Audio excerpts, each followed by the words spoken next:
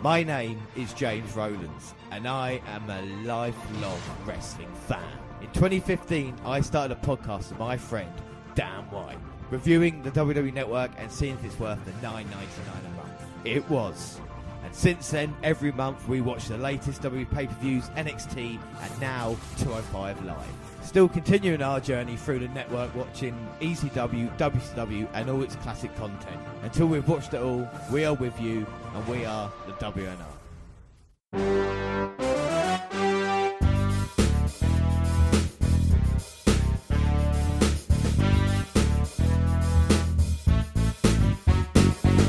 Yes, hello, I am James Rowlands, and as always I'm joined by Dan White. And today it is the WNR125. We are doing our top 25 women of wrestling. Yeah. So the top 25 women. We've done our top 50 list of male wrestlers. We've done our tag teams. Now we're focusing on the women. We've just had the Mae Young Classic that happened.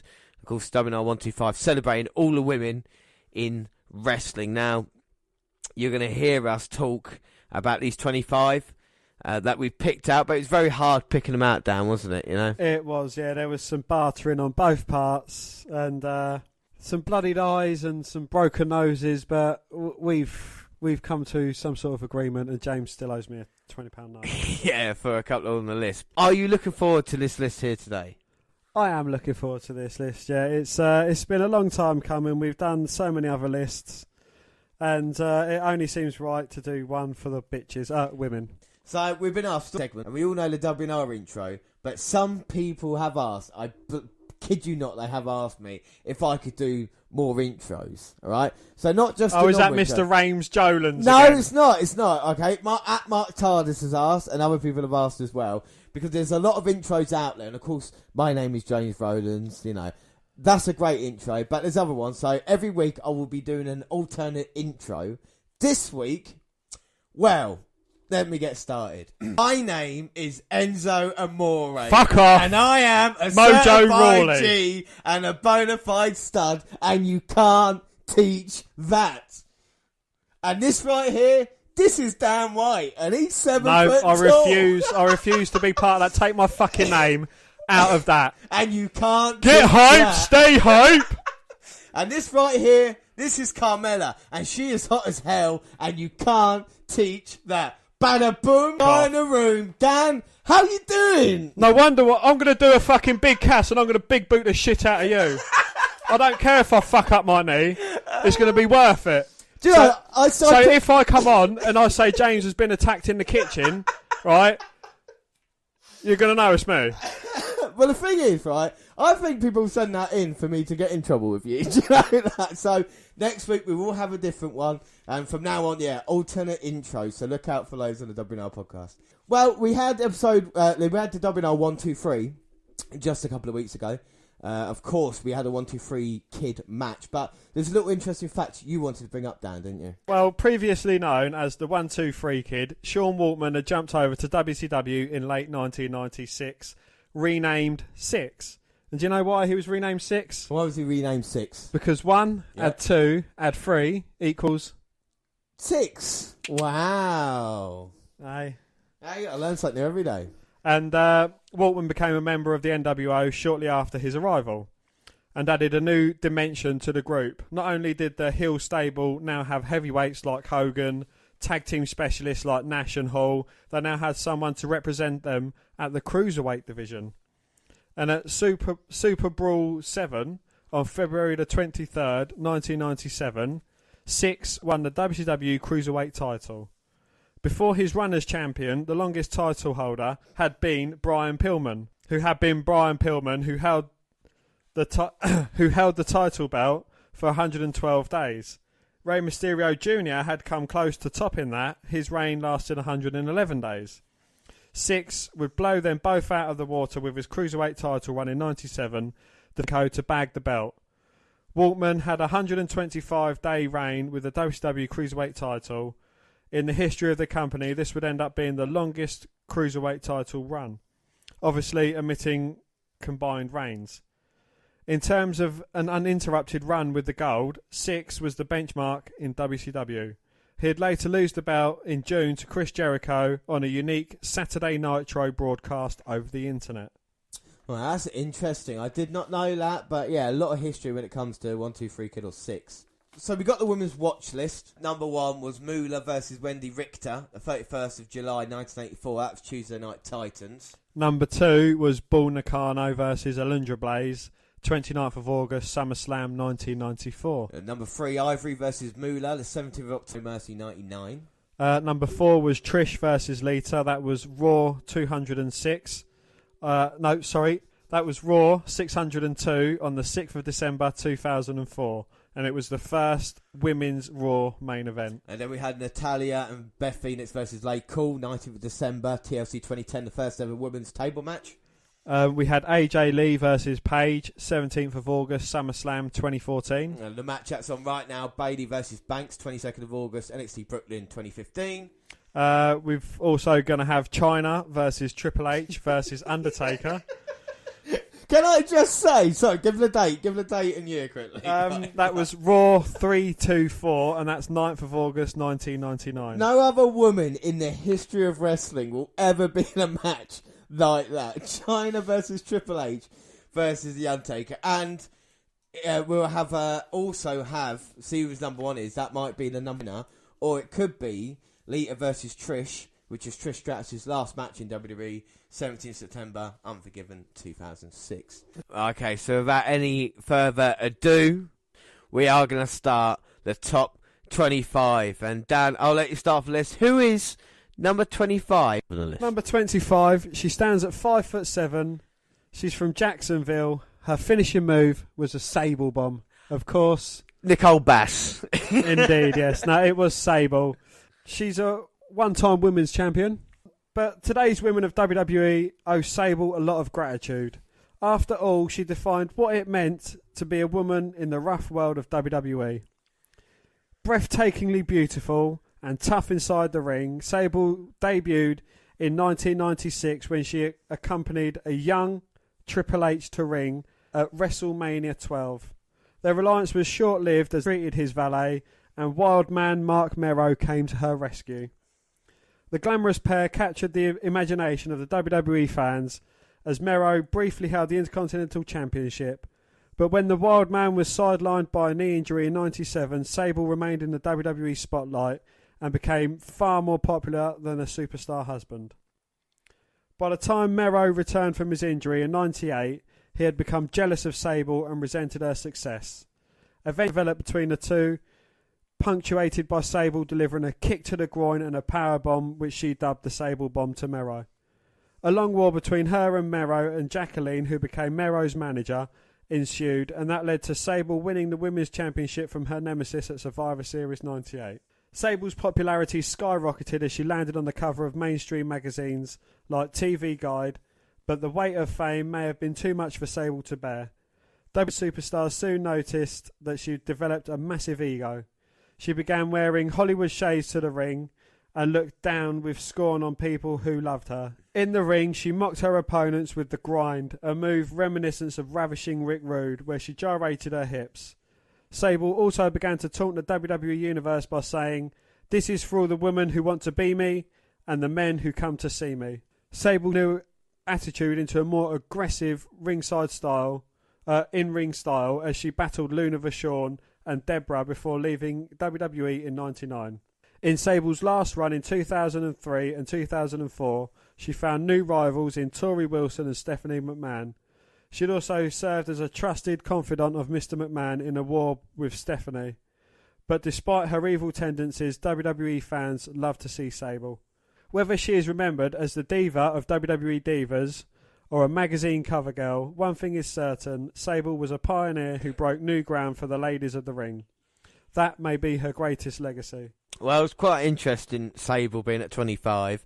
Like you say, in ring she wasn't the best, but the amount of time WWE invested in it, quite interesting. She left in 99 during the kind of height of her popularity. Do you know why she left, or one of the points, the reason she left for, Dan? Brock Lesnar? No, she'll get into him later. One of the reasons was she wouldn't participate in the lesbian angle that they wanted to do with Tori, and she left. And weirdly enough, in 2003, she would return to do a lesbian angle with Tori Wilson. So, you know what I mean? Time comes. And like you said, Dan, who is she married to? Brock Lesnar. So we move on to number 24. Number 24, well, this might be cheating by some, but we're counting them as two. It is Tori Wilson and Stacy Keibler. Now, the reason we're doing this is they both came up through WCW, not known for much as their wrestling talent, but they kind of had the same impact at the same time. So I'm going to start off. So number 24, Stacy Keibler. Height, 5'11". She's from Baltimore. She used to use the roundhouse kick, and her career highlights, 2005 Baby of the Year. First strutting onto the sports entertainment scene after winning WWE's nationwide search for a new Nitro girl, Keibler used her 42-inch stems to kick open the door of opportunity and become one of the most admired talents in WWE before it was purchased in 2001 by Mr. McMahon. Upon arriving in WWE, Keibler brought her leggy brand of distraction to a new level, joining the WCW ECW alliance and managing the Dudley Boys to the top of the tag ranks in 2001. Keibler even seduced the chairman himself by dancing on his desk mid-ring to earn the title of his executive assistant.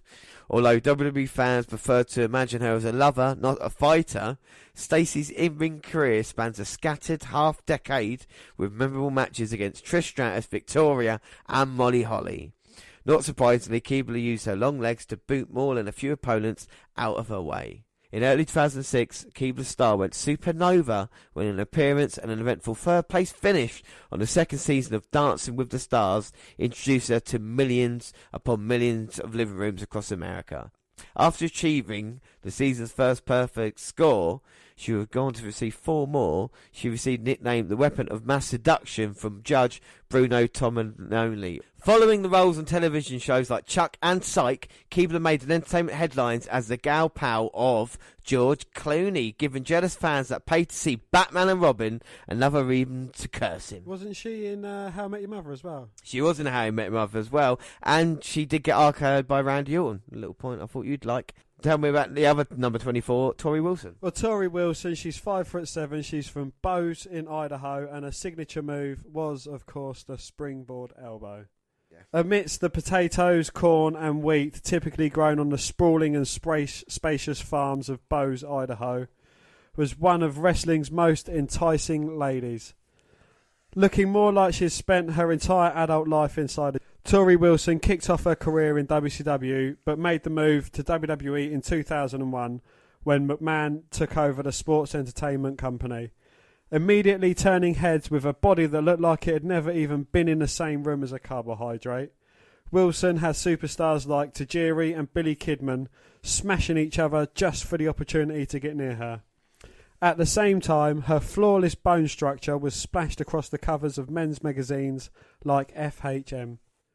Tori's 7 years in WWE weren't all about boyfriends and fashion shoots, though. Things got ugly between the beautiful blondes and adversaries like Sable, Melina and Stacy Keibler. She even waged war with the buxom Dawn Marie after the vixen married her father. Thankfully, for the WWE Universe, most of Wilson's most heated rivalries were settled with bikini contests. Yes. Since parting ways with WWE in 2008, Tori has stayed busy by opening her own clothing boutique and competing on reality TV game show I'm a Celebrity, Get Me Out of Here. Yeah, we should say as well about that, Al Wilson did die. I'm sorry, Al Wilson died. Dawn Marie went too hard on their wedding. She did die of a heart attack.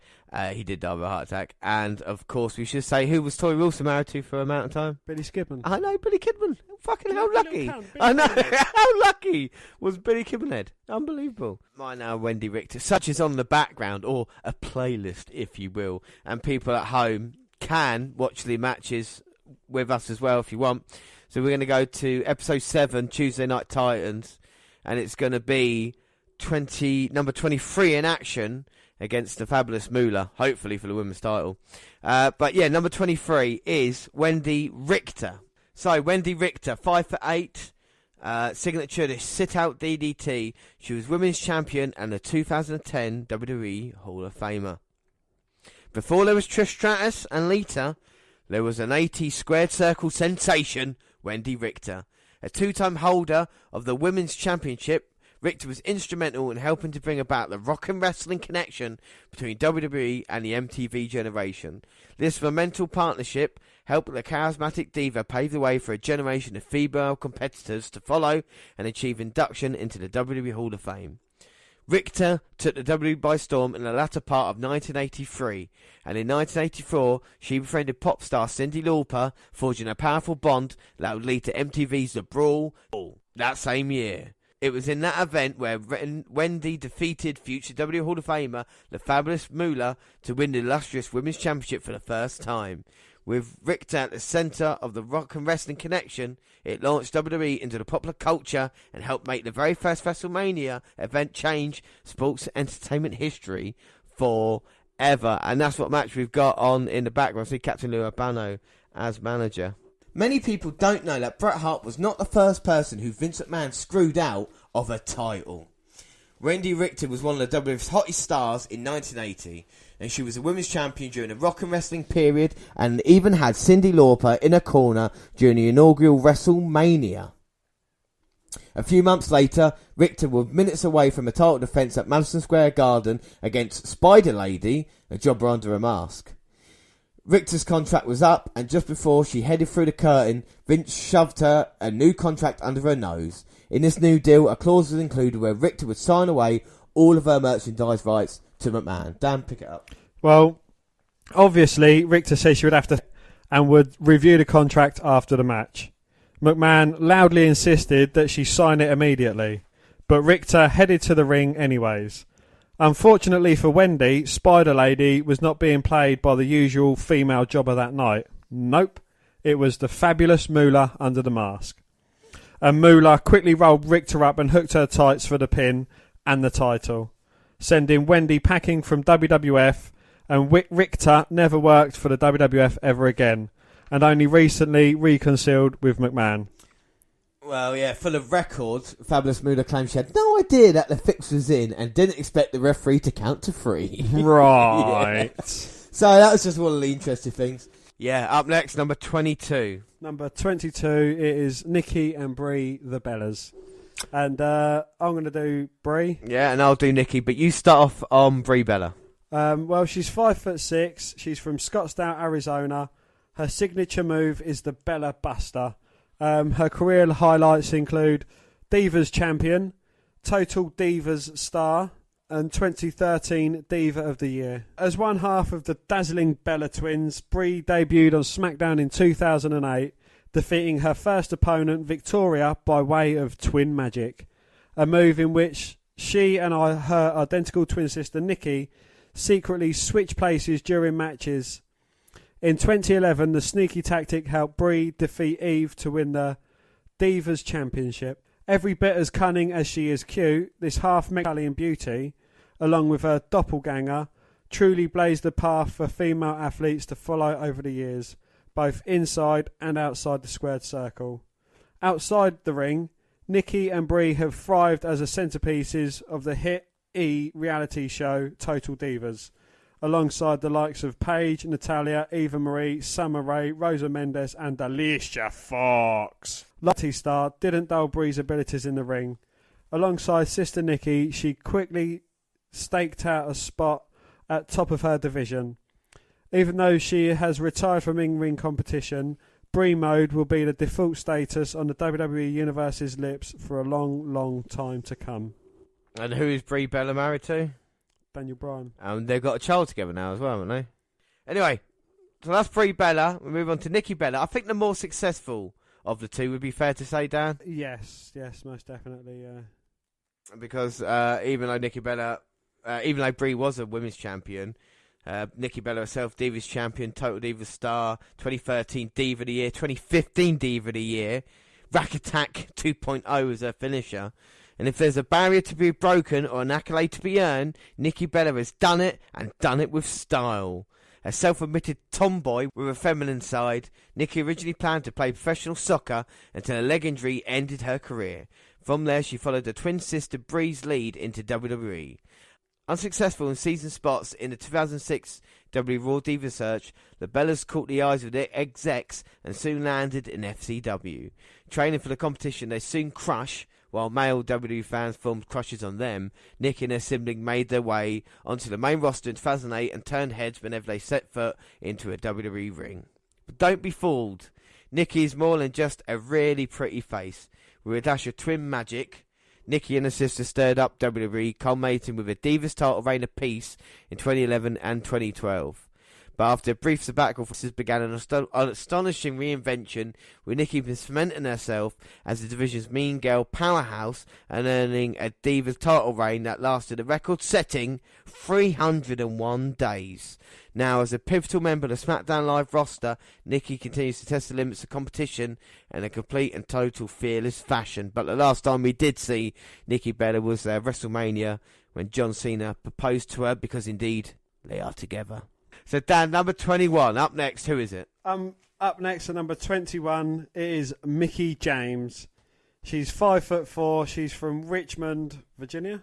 Her signature move is the Mick Kick, or the Implant DDT. Her career highlights include Women's Champion and Divas Champion. Throughout much of Mickie James's WWE career, there are some who consider her a peppy, energetic sweetheart, but she's proven to be as dangerous in the ring as any that came before her. A lifelong Virginian, Mickie spent years honing her craft with the goal of becoming one of the greatest female superstars in history.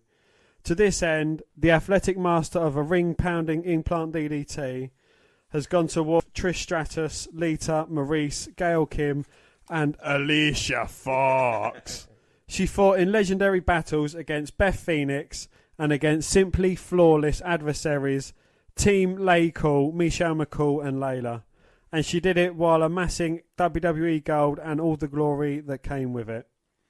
Mickie has captured 6 women's championships and at one point became the second superstar to hold both the women's and divas titles simultaneously. She did this all while establishing herself as the alpha female of WWE and a true force to be reckoned with across the board. She departed WWE in April 2010. She re-emerged in fall 2016 and challenged NXT champion Asuka at NXT TakeOver Toronto. She stunned the WWE Universe on January the 17th when it was discovered she was in fact the mysterious La Luchadora who had been helping with SmackDown Women's Champion Alexa Bliss make Becky Lynch's life miserable for weeks. Now that the superstar shake-up has brought her to Raw, Mickie James looks to write a whole new chapter in her incredible career. Don't be fooled from what you hear. Behind that peppy facade is one of the most dangerous and gifted superstars around. Facade? Facade? Facade, alright. And you laugh at me when I can't pronounce words. No, I'm saying I was a huge fan of Mickie James, and she is banned from the W Network because that moment at WrestleMania 22 with her and Trish is not shown on the network. You know what bit I'm talking about, ladies and gentlemen. Her husband, Dan, is Magnus, who used to be TNA, I think, world champion back in the day. What are your thoughts on Mickie James? You like Mickie James? Yeah, again, she had her moments, but, you know, there wasn't anything that really stood out about her, really, to me. Don't get me wrong, she was good in the ring, and, you know, to make her return as well, she's looking every bit as in good a shape as she ever has done. Yes, yeah.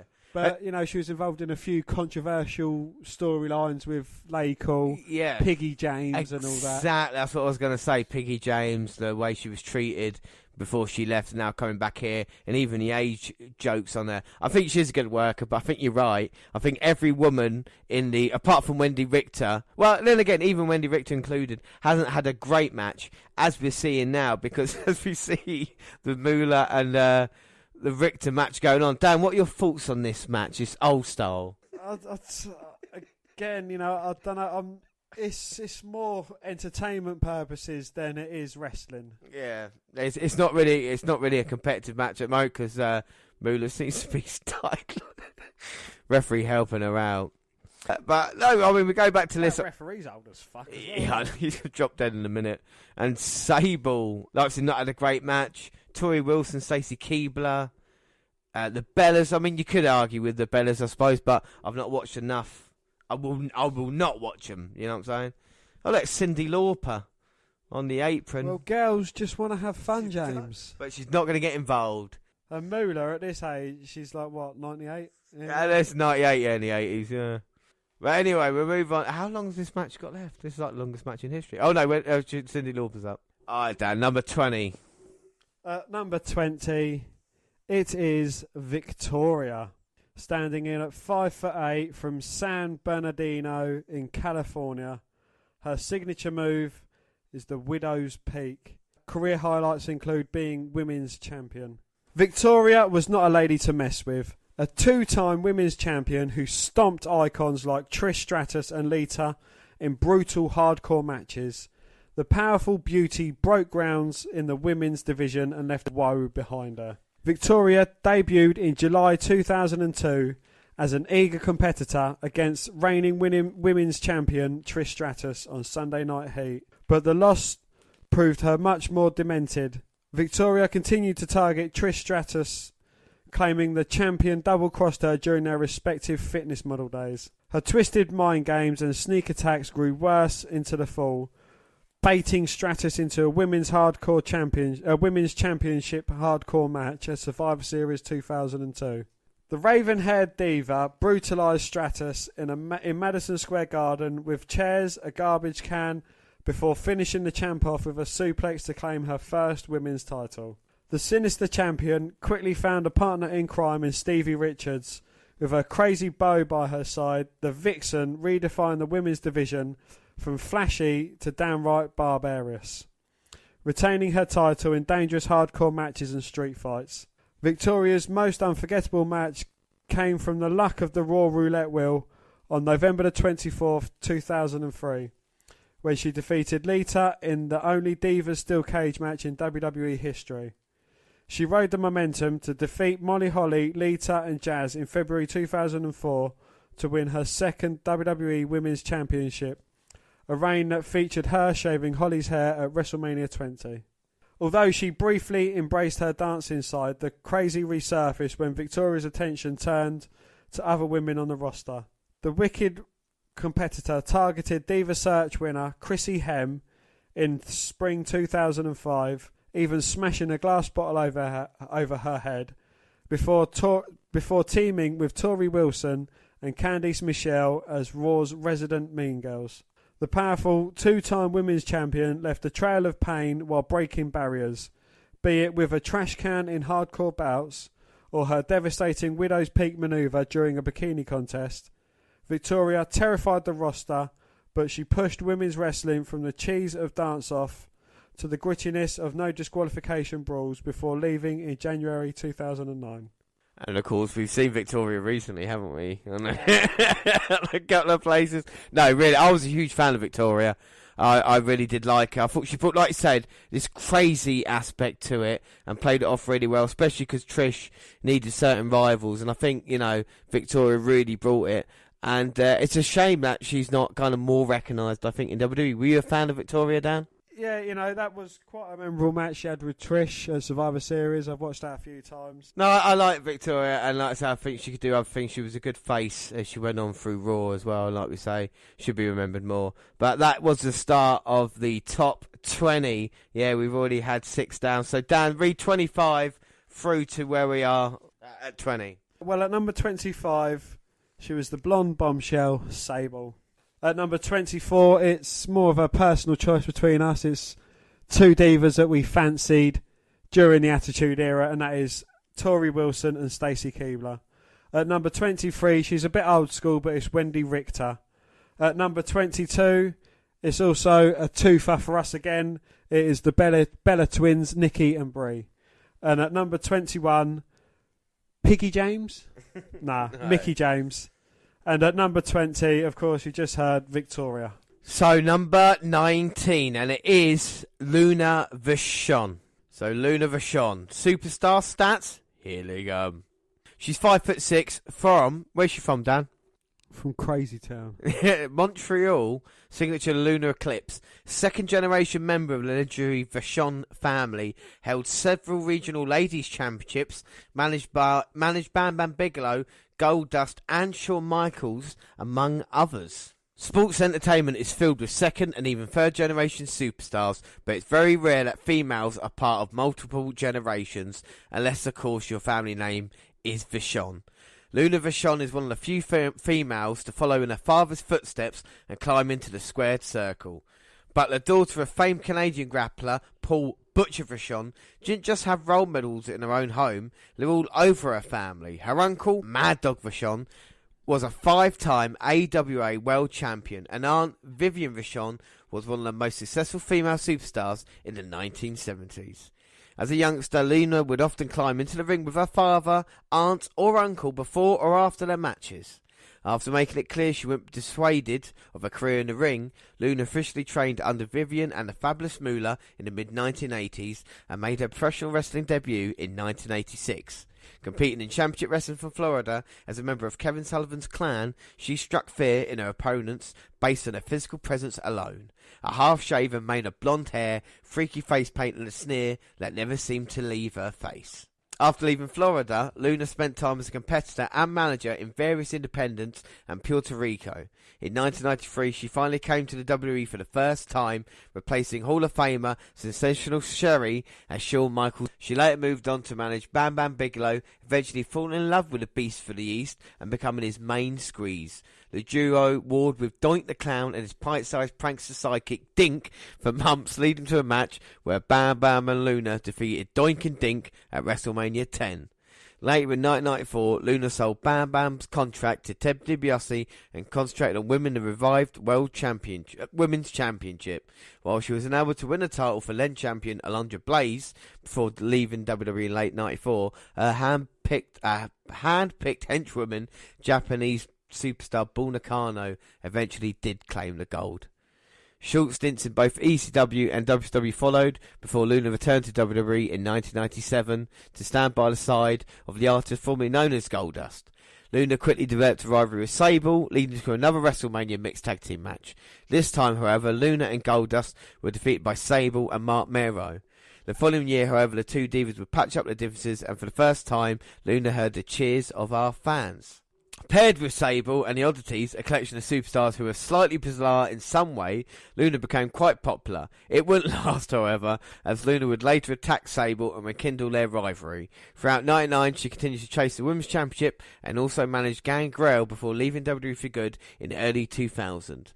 Thereafter, she has been semi-retired, occasionally returns to the ring from time to time for various independent promotions.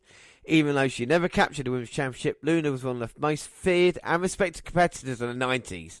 At a time when the word diva was being redefined in WWE, Luna Vachon was one of those who used her talents and unique look to help rewrite the lexicon. Now that was a lot about Luna Vachon. What are your thoughts on Luna, Dan? Not going to lie, she used to scare the bejesus out of me. Just looking at her, you know, she was one of them women that clearly wasn't there for her looks. And yeah, she was just a crazy ass bitch. Well, and this is the thing, and this is what thing I liked about Luna as well, was the fact that she didn't care what people thought of her. It was all about the kind of character that she got into, and that's why she was scary as well. Because you know she was frightening. She shaved off half her head. She didn't care what she looked like, and fair play to her to be number 19 on the list. Well, up next, number 18, and it's AJ Lee. So superstar stats, I guess everybody wants first. Is she related to AJ Styles? She is. She's a cousin. 5'2" from Union City, New Jersey. Black Widow and Shining Wizard were a finisher. Divas Champion, Raw General Manager, 2012 Diva of the Year, 2014 Diva of the Year. So she's got her accomplishments. Was AJ Lee the figment of some manga geek's adolescent imagination? She was an avid video gamer, regularly thumbing through comic books and wearing the scruffs on her Chuck Taylors with pride. But don't be fooled, this unpredictable young woman was not as innocent as she looked. Although she stood a petite 5'2", AJ was a fierce competitor with energetic, high-flying style that posed a threat to any diva. This bold New Jersey native first introduced herself to the WWE Universe on the third season of WWE NXT. She finished in third place but won many WWE fans with her lucha-inspired moveset and indomitable fighting spirit. A year after debuting on SmackDown May 7, AJ was pivotal in the 18-second outcome of the World Heavyweight Championship match at WrestleMania 28 with a kiss to a beau, Daniel Bryan. The couple's subsequent breakup sent AJ into an emotional tailspin, and she went on to become randomly entangled with WWE's top stars including CM Punk, Kane and even John Cena. Well, we should say we are at No Mercy 99 for the next match on the WWE playlist. It's Ivory title going against Fabulous Moolah. So we just see Moolah from the early 80s. Here she is 15 years later. Following a brief and controversial stint as Raw General Manager, a tenure marred by a controversy due to her increasingly erratic behaviour, AJ found herself in the arms of the brash Dolph Ziggler. Coincidentally enough, it was in the Femme Fatale's home state that the Sheriff cashed in his Money in the Bank contract on Alberto Del Rio to become the World Heavyweight Champion just one night after WrestleMania 29. It wasn't long before AJ claimed a championship of her own. After winning the number one contenders Divas Battle Royal on Raw, AJ defeated former friend Caitlyn to ensnare the Divas title and would go on to hold that prize for a record-shattering 295 days until she was unseated by NXT Women's Champion Paige the day after WrestleMania 30. It would be her first of 3 Divas Championships. Even though it was impossible to predict what AJ would do next, one thing remained a constant. She always kept us guessing. What were your thoughts on AJ Lee, Dan? Yeah, I thought she was a very intriguing character. I think she was more of a like a manager type, in the storyline with Daniel Bryan and CM Punk. And of course, lines with Kane, and when she just come out dancing round the ring, then she placed herself on the top rope, threatened to fall through a table until she was saved by one of the men, distracting the match, taking the focus of the match away from the match itself, and then, onto her. Yeah, but I understand. Yeah, she did that, and this was the great thing about AJ. Not only did she do that kind of character, like we say, held the title for 295 days, so nearly a year with the Divas title as well, so she could work. And one of the few women, maybe one of the only women here, who was, of course, Raw General Manager, which was a big deal, But anyway, the Ivory drop kicking the 80-year-old Moolah.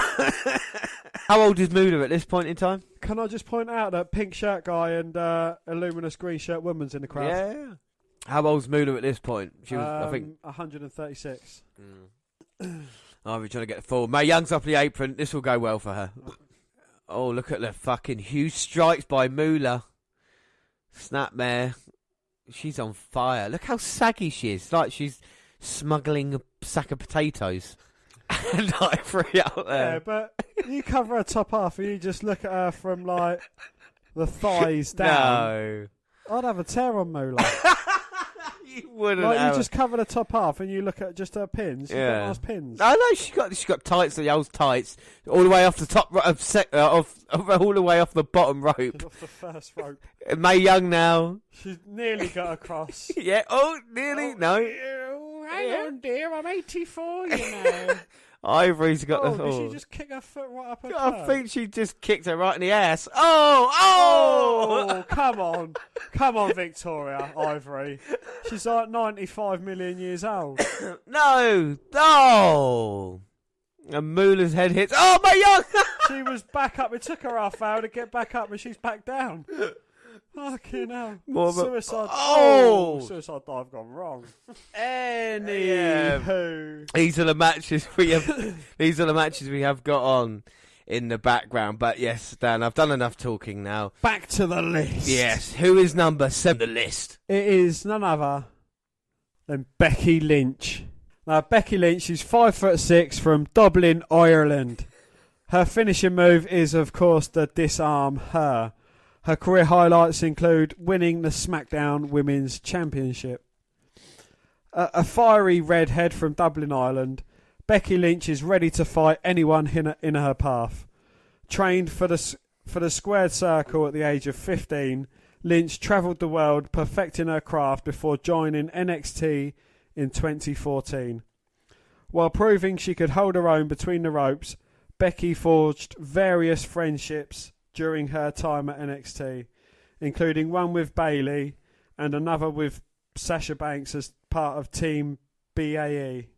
best at everything. Eventually, Becky shocked the WWE Universe when she joined WWE's roster as part of the Women's Revolution alongside Charlotte and Paige. Although the trio eventually broke apart, Becky continued to be a star on the rise, culminating in her crowning as the first ever SmackDown Women's Champion at Backlash 2016. One thing is for certain, where there are lasses to be kicked and arms to be snapped, you'll find Becky Lynch. And what are your personal thoughts on Becky Lynch? Yeah, I think she needs more of a chance in WWE, but with such a strong... Oh look, Moolah's won the women's title. It's all going on here, isn't it? I think she's a great in-ring performer. She needs to be given more of a chance on SmackDown Live, but there is such a strong roster at this moment in time that, you know, it's hard to please everyone all of the time. Yeah, but I know you're a huge fan of her. I mean, what are your couple of like favourite bits that she's done? What is it you like about her so much? I did enjoy seeing her becoming the first ever SmackDown Women's Champion, and she was very entertaining in NXT as well. Yeah, no, she was brilliant. As we move on, anything else about Becky Lynch? No, I really like Lynch. I think it's a bit unfair because she got it's. I think it's a blessing and a curse. I think it's a blessing and a curse being the Four Horsewomen, because for her, I think many people, you don't, do you? But I consider her fourth on the list. Many people do, and I think she's a better performer than she's given credit for, you know. And it's a difficult situation to be in, but she is. I should say, Moolah's just won the women's title from Ivory in what would be a shocker at the time. We're moving on. We're going back. In 1994, we're going to watch Bull Nakano versus Alundra Blaze. So we are moving on to number 16, and it's Jacqueline. I put the match on in the background. Of course, we'll get onto Alundra Blaze if she is even on the list, and of course Bull Nakano as well. And this is the women's title. We saw Wendy Richter win the title from Fabulous Moolah. The women's title would go away, be resurrected again with Alundra Blaze leading the charge in the mid-90s. Ha! You said erected. So, and then what we see after that, of course, Ivory, the women's title, being around, and Fabulous Moolah winning it back, kind of like a nice little circle. It's nice, isn't it? So anyway, yeah, Jacqueline, number 16, superstar stats. Well, 5'3" from Dallas in Texas, Tornado DDT, women's champion, cruiserweight champion, and of course 2016 WWE Hall of Famer. Jacqueline was perhaps the toughest woman to ever step foot in the ring. Unafraid to stand up to women, or men for that matter, the tenacious diva had no problem breaking down both opponents and barriers. After first honing her craft in the Memphis territory, Jacqueline made a big splash on the national scene in WCW in 1997. Those that expected the unopposing female to be the demure type were in for a shock when she teamed up with the devious taskmaster Kevin Sullivan. The pairing was perfect as Sullivan tossed his hapless foes to the arena floor, where Jacqueline scooped them up and viciously slammed them down. Despite the displays of her wrestling, Jacqueline was still targeted by a few of WCW male competitors, though, who thought picking on her was a no-lose situation. The Beauty is more than happy to prove the likes of Disco Inferno wrong with a hard punch to the jaw and DDT, and that's one of the matches we saw on the Hall of Fame special list, the Hall of Fame special that we did early in the year, didn't we? We watched Jacqueline versus Disco Inferno. It's either that or last year. Jacqueline jumped to WWE in summer 1998, joining forces with Mark Mero in his quest to steal the spotlight back from his former valet Sable.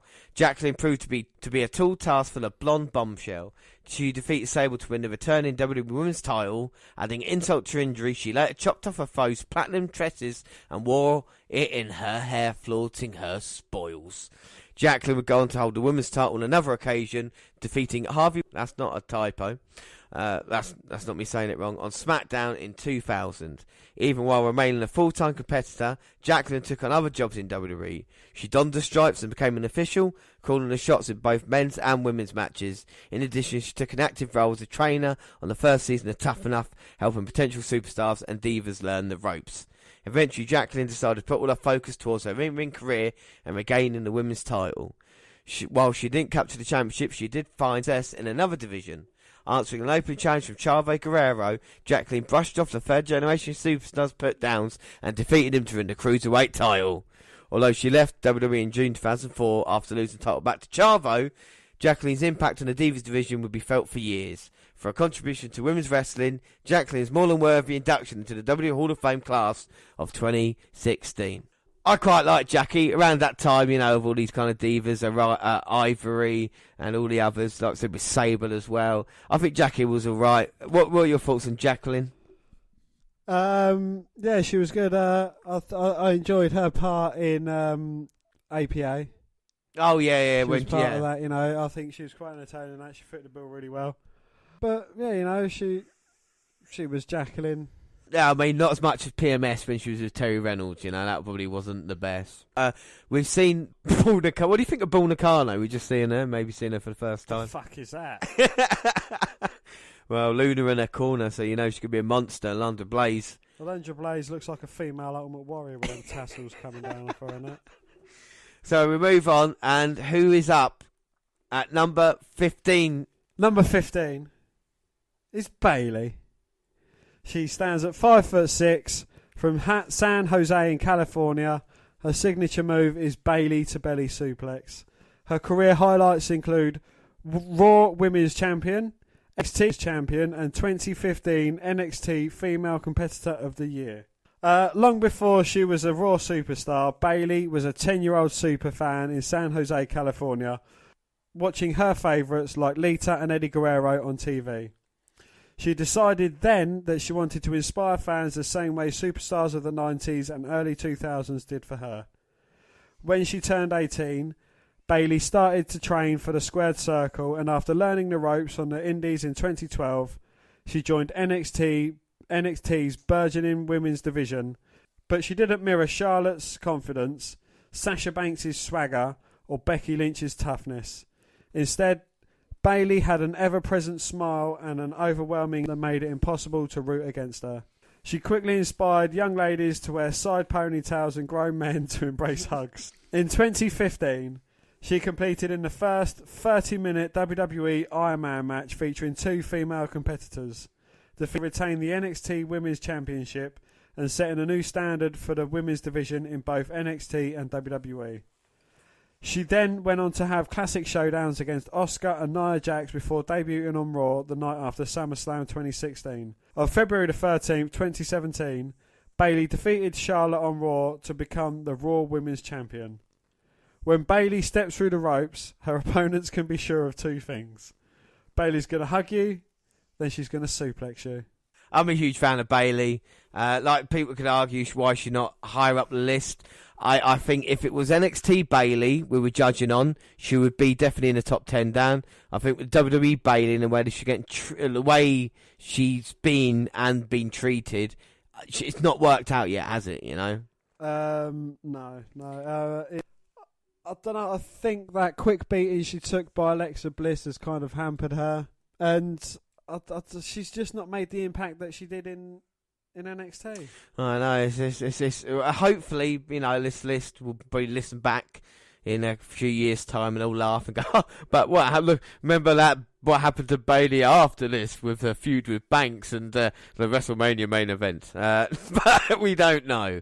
Anyway, what we do know who's next. And at number 14, it's one of my personal favourites. It is Mighty Molly Holly. She's 5'4" from Forest Lake, Minnesota. Molly Go Round was her finisher, and I tell you something, someone who can incorporate their name into the finisher, always going to be happy with. Women's champion, and of course, who can forget? Like a Bayley to Bayley. Exactly, Bayley to Bayley, very similar, and a hardcore champion.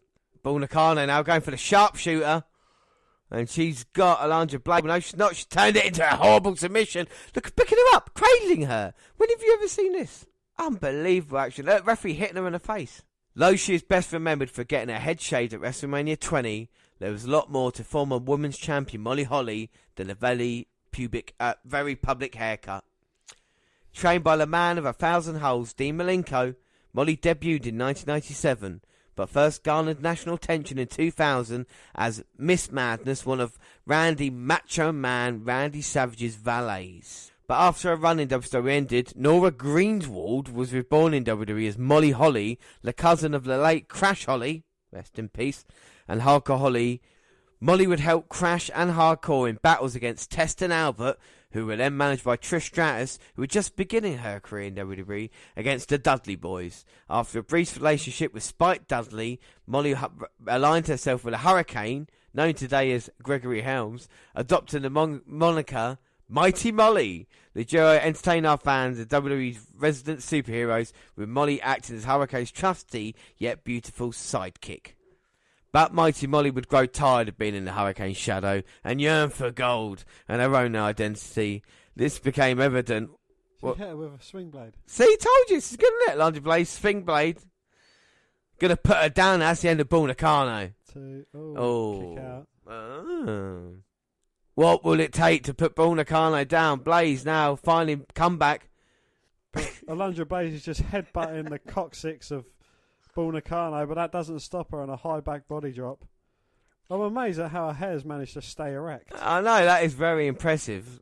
And now, see how impressed she is picking her up. With ease. Yeah, nice scoop slam. You're not going to get Blaze down like that. Oh! And Blaze just slips out, runs the ropes, goes for a clothesline, but Nakano ducks and hits a clothesline of her own. And that was a huge lariat, and now she's looking to finish off Alundra Blaze. Throws her to the corner. Blaze jumps over. Oh, going for a test of strength. Gets her in the cover. Oh, but Nakano again managing to kick out. Nakano saying, come on, what's going on? Another nice slam down. And Nakano on the slightly bigger side going up. And Luna wearing a thong. Yeah, Luna wearing a thong. Well, leg drop missed. Luna knocked off. Alundra Blaze. And a quick count by Timmy White. Yeah, Tim White wants it over and done with. But Nakano, Blaze retains the women's title against Bull Nakano. Mighty Molly would grow tired of being in a Hurricane's shadow and yearn for gold and her own identity. This became evident when she outsmarted him as one of several superstars who won and lost the Hardcore Championship in a whirlwind series of bouts at WrestleMania 18. Soon afterward, Molly retired her superhero personnel, stopped dyeing her hair blonde, and showed the world she was no nonsense yet uptight. She defeated Trish Stratus for her first women's championship at the 2002 King of the Ring.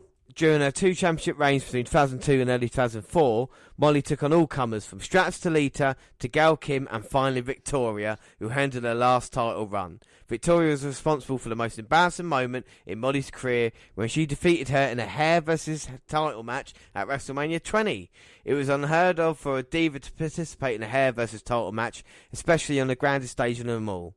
Fans howled and Molly shrieked when Victoria shaved a restrained Molly bald. A mortified Molly walked around WWE for months trying to hide her shaven crime with various wigs. Molly was never quite the same after the humiliation at WrestleMania.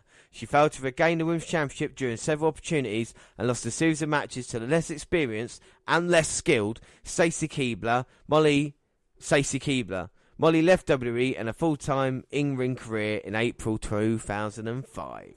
Since her departure, Molly has made occasional appearances on pro wrestling's independent circuit, but she has devoted much of her time to doing missionary work in her church.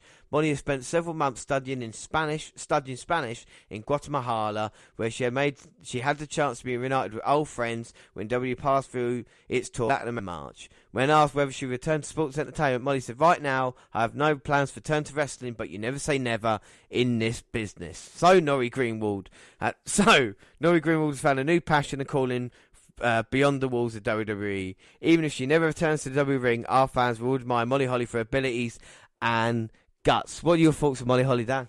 Yeah, she was quite an entertaining character. Again, I think outshadowed by the rest of the women's division, hence why, she aligned herself with Hurricane and was kind of doing that. Yeah, I thought that was. I really like Molly Holly. Like, I don't want to be biased here, but at the start with Crash Holly, like you say, and then being with Spike when she had the pigtails, really cute. And then this Mighty Molly character, which was really funny, and being the one who said, "I want to be on the WrestleMania 20 card. I don't care, I'll shave my head if it gets me on the biggest card, if it gets me on the biggest card in wrestling history." So fair play to Molly. Plus, all the stories you hear about her, she's very likable. No one had a bad word to say about Molly Holly. But Dan, I'm sure you got a lot to say. Up next, who is number 13? Number 13 is Sasha Banks. Standing at 5'5" from Boston, Massachusetts, her signature move is the bank statement. Her career highlights include Raw Women's Champion, WWE Women's Champion, and NXT Women's Champion. Some bosses, others have bossness thrust upon them. Sasha Banks is the former. An independent wrestler out of Boston, Banks worked her way through various promotions before finally getting a foot in the door at WWE NXT. Eventually, the quiet but talented young woman found her voice and the boss was born. Since then, Banks hasn't looked back for a second. Although she turned plenty of heads throughout her astounding rise to dominance as one of Full Sail's trailblazing continued past NXT when Banks helped usher in a new era of competition on the Raw roster during the Women's Revolution of 2015. Since then, the ultra-confident Banks has made history at every turn, competing in the first ever Women's WWE Iron Man and Hell in a Cell matches, all while becoming multiple-time Raw Women's Champion.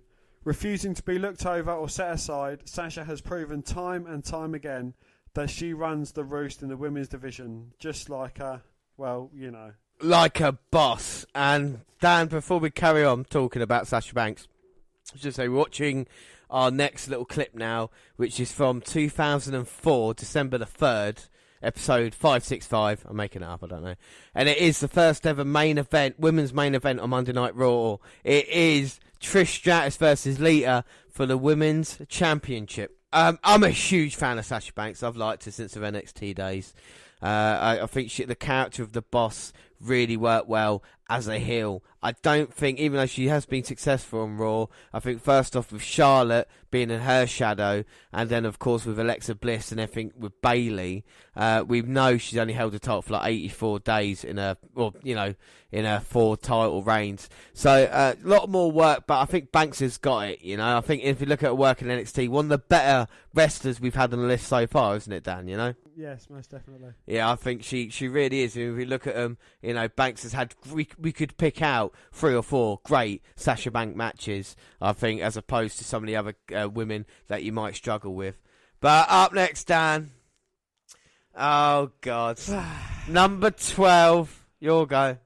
Number 12. One might argue that she should be higher up the list at a lower number, but it is Alexa Bliss, a.k.a. Alexa White. She stands at 5'1". Oh, she's really cute and petite. Oh, isn't that gorgeous? She's from Columbus, Ohio, and her signature move is Twisted or the Sparkle Splash. Splash. Splash. Current Raw Women's Champion, and she is a former SmackDown Women's Champion as well. It almost doesn't seem possible that so much bad attitude can fit into Alexa Bliss's 5'1" frame. Sly, sassy, and a lot of ferocity, Alexa has been a fierce competitor her entire life, participating in softball, track, and kickboxing since her youth, excelling especially in gymnastics and eventually becoming a Division I cheerleader. Alexa entered the world of competitive bodybuilding, where she became one of the youngest competitors to receive her IFBB professional status. With such an incredible athletic background, it's little wonder that Alexa quickly became one of NXT's most dangerous female superstars.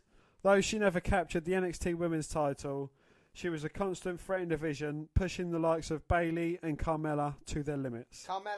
Carmella! As a SmackDown Live competitor, she ascended to the top of its women's division to become 2 times. Weeks after joining Monday Night Raw in the Superstar Shake-Up, Alexa Bliss made history at WWE Payback, reigning supreme over Bayley in a hard-fought contest to become the first superstar to win both the SmackDown Women's Championship and the Raw Women's Championship. Bliss might be her name, but get on her bad side, which isn't hard to do, and you'll soon learn there's nothing heavenly about Alexa's demeanour. So, Dan, explain to people who, you know, might be thinking, why is Alexa Bliss so high up on the list? Why do you like Alexa Bliss so much? Because she's beautiful. No, but what is it about? Is it just because of looks? No, you know, I like her attitude in the ring. I think she's a great character. So Dan has based this purely on looks. So every woman listening to this who think this is going to be empowering, he's belittling every one of you. He really is. Anyway. Oh my God, look at that! Oh! Jesus! Did you just see Lita get folded up with that fucking suicide dive? What we've learnt tonight, women cannot do suicide dives, alright? No. Okay, so number 11. It is the one and only Beth Phoenix. 5'7" from Buffalo, New York. Signature move, the Glam Slam. And who forget, Women's Champion, Divas Champion, 2017 Hall of Fame inductee. No female competitor ever dominated her division as convincingly as Beth Phoenix. While watching WWE with her grandmother on weekend mornings as a young girl, Phoenix knew her calling was to crush the competition in a pursuit of in-ring glory. Phoenix Crush! By high school, she was already blazing trails, becoming the first female on her school's varsity wrestling team. After graduating from college with a degree in criminal justice in hand, Phoenix pursued WWE, hoping to bring her own brand of justice on the women's division. Early on, she laid down the law in WWE, but following some encouraging early wins, her momentum unexpectedly stalled when her jaw was artfully rearranged during a match against Victoria. A year later, with her mandible fully repaired, Phoenix picked up right where she left off, dominating the field, but now as a self-appointed Glamazon. A year later, with her mandible fully repaired, Phoenix picked up right where she left off, dominating the field, but now as a self-appointed Glamazon. Lita, gonna go for Twist of Fate, put Trish Stratus away, no, oh! She's going for a DDT, I think. Yeah, and now Trish got the ropes, oh, not like this, no. Lita managed to kick out. And look at Trish, look how fucking vicious she is. She's gonna finish it off now. Stratus faction. Guaranteed. No, Lita managing to reverse it. Lita dodging the clothesline from Trish. Now it's a back twist of fate. Can Lita win the Women's Championship? There's more on the show. Oh, Lita's not got a thong out, though, to be fair. The fans here going crazy. Here goes Lita. Oh, hits the moonsault. Goes for the cover. 1, 2. Yeah. Lita wins the women's title. 3 matches. 3 new champions. Phoenix picked up right where she left off, dominating the field, but now as the self-appointed Glamazon. Her romantic pairing with Santino Marella notwithstanding, Phoenix never failed to draw gasps from the WWE Universe when she entered the ring. Who can forget 2008 Judgment Day when she lifted Melina and then Women's Champion Mickie James over her shoulder at the same time? Or her surprise Royal Rumble entrance in 2010 when she tossed a Great Khali over the top rope? Or 2011 Survivor Series and slammed Eve from the top rope. On the October 29th edition of Raw, Vicky Guerrero shockingly fired the Glamazon after a disappointing performance against AJ. In the end, it was only a corporate superior that could put a stop to the mighty Phoenix. But Beth was able to achieve accomplishments that no other diva could.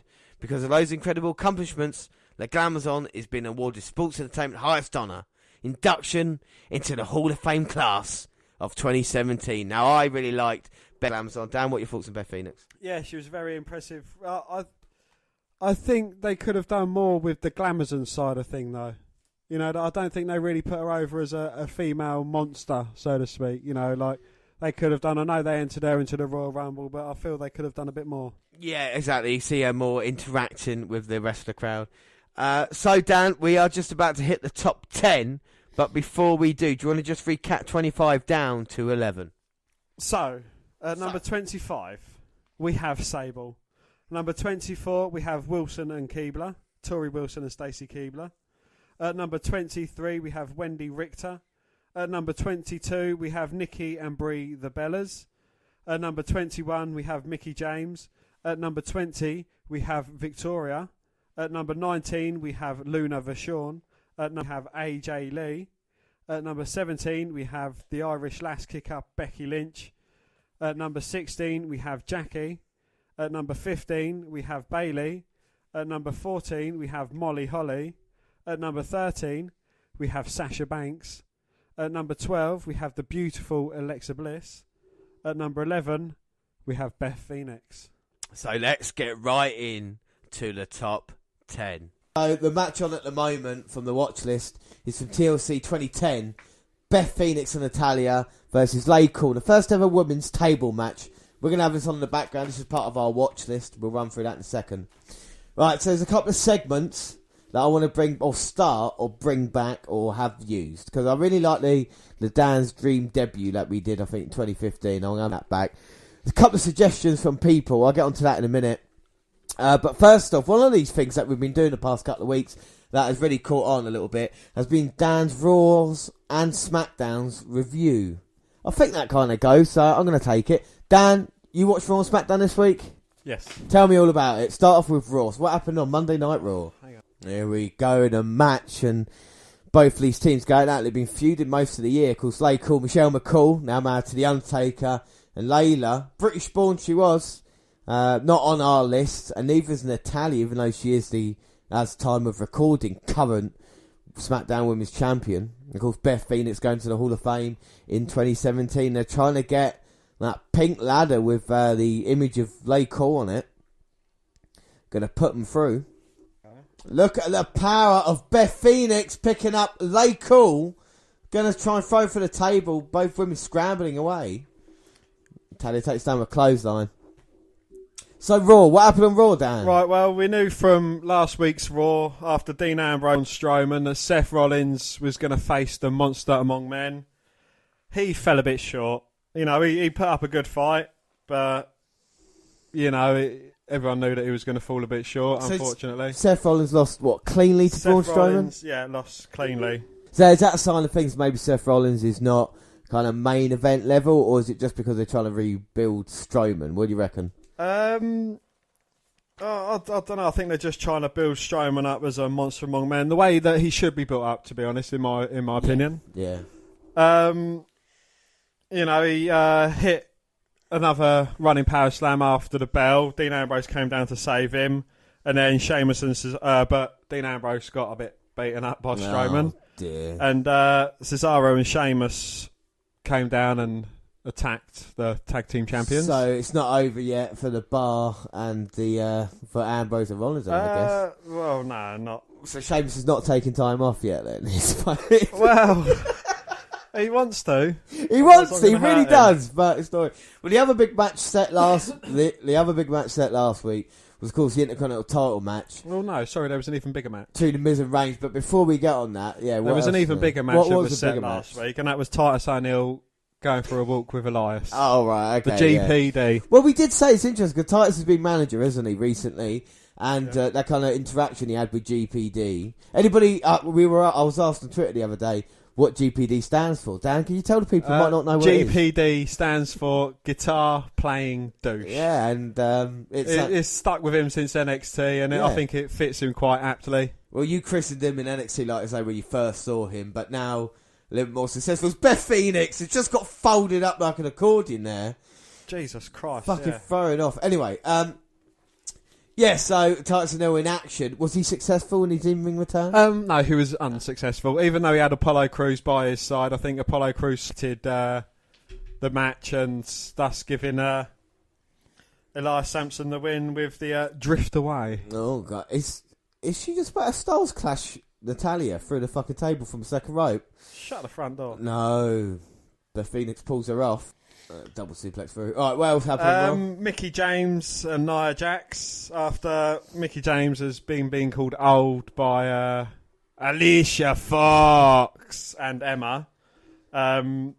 She goes into her room to find some gifts, lady panties, like the lady diapers. Oh, right, yeah. For old women, women nappies and a Zimmer frame, so, and Mickey James got pissed off. So it's gone from Piggy James to now she's an old woman. That's great at WWE to do, isn't it? They do like to bully Mickey James. But James went to Alexa Bliss's room a bit pissed off. Nia Jax was there. She answered the door and she said, well, you can have a match with me tonight if you want. So it was Nia Jax versus Mickey James. Right. Mickey James pretty much knocked Nia Jax out with a DDT, but Alexa Bliss made her way to the ring, attacked Mickey James, threw her out of the ring, then got caught, then Alexa Bliss got caught with a chick kick or mick kick, whatever it's called, and Mickey James won by disqualification. Oh, wow. So they protected Nia Jax a little bit, but still made Mickey Go Strongs forward. Anything else? Matt Hardy teamed up with Jason Jordan again to go against Ganderson. They lost. What, Ganderson lost? No, Ganderson won. Oh, fair play to him. It wasn't a bad match. I do think Jordan does actually work quite well in the ring. Yeah, I mean, he is a great wrestler. We've talked about it. He is like the poor man's Shelton Benjamin. Yeah, well, I think that, like you say, breaking up American Alpha League, if they kept on, it would be possibility of being one of the greatest teams, especially in modern history, you know. But yeah. Like you said, there was Jeff's out, and Jordan's going to get booed. He won't get booed as much with Matt by his side, will he? So I suppose for the exactly, yeah. You know, I think it's more to help Jordan than it is to help Matt. And then up next was the match you referred to earlier, Miz versus Roman Reigns for the Intercontinental Championship. Reigns did win the Intercontinental title then, I guess. Well, Roman Reigns never loses, does he? No. Before the bell rang, he did actually take out the Miz Taraj, Bo Dallas and Curtis Axel in a wise move, took him up the ramp and just beat the granny out the pair of them. Great strategy. Very great. Oh, you said that correctly. I know I've been practicing. Have you been taking your word pills? Can I just say, Natalia now has got the double sharpshooter on both Layla and Michelle McCall. And they're both tapping out, but of course it's a tables match, so they can't tap out. No, but they are setting up the table. So he took out the Miz Taraj before the bell. Yep, so and then when Reigns finally got into the ring, the Miz Taraj was escorted backstage because they was a bit wounded after taking punishment from Reigns. The Miz looked flabbergasted. He didn't really want the match, obviously, you know, going against the dog, the big dog, the guy, especially with the new number one in the company, innit, Roman Reigns. Yeah. And the Miz always likes to take a shortcut, and with no Maurice by his side, and like I said, Miz Taraj just taken out, he would have been panicking, wouldn't he? Indeed, yes. But no, he managed to withstand like Roman Reigns' early onslaught, and then just as he got hit with a Superman punch, someone come out to save him. Who came out to save the Miz? The Bar. The Bar? The Bar come out. So Reigns wins the match, but via disqualification, so Miz retains. But the Miz Taraj, when they came out, sorry, I forgot to mention this, when they came out to the match, they entered it a la Shield through the crowd. Oh, right. So, you know, they're teasing us. They're teasing us.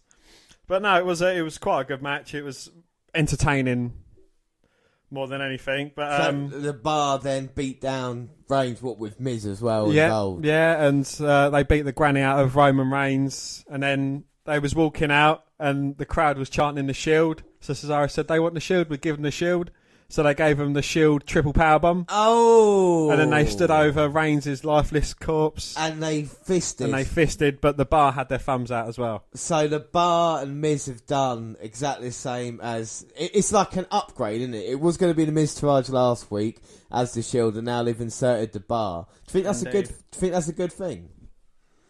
Well, yeah, you know, they're teasing it, aren't they? You know, I think after the reception that Amp got when they was teasing, like, the fist bump, the crowd absolutely loved it. Yeah. So, you know, I think they're trying to do that and anything to stop Roman Reigns getting booed, I suppose. Yeah. What was right after? Was it right after it happened, or was it a bit later on?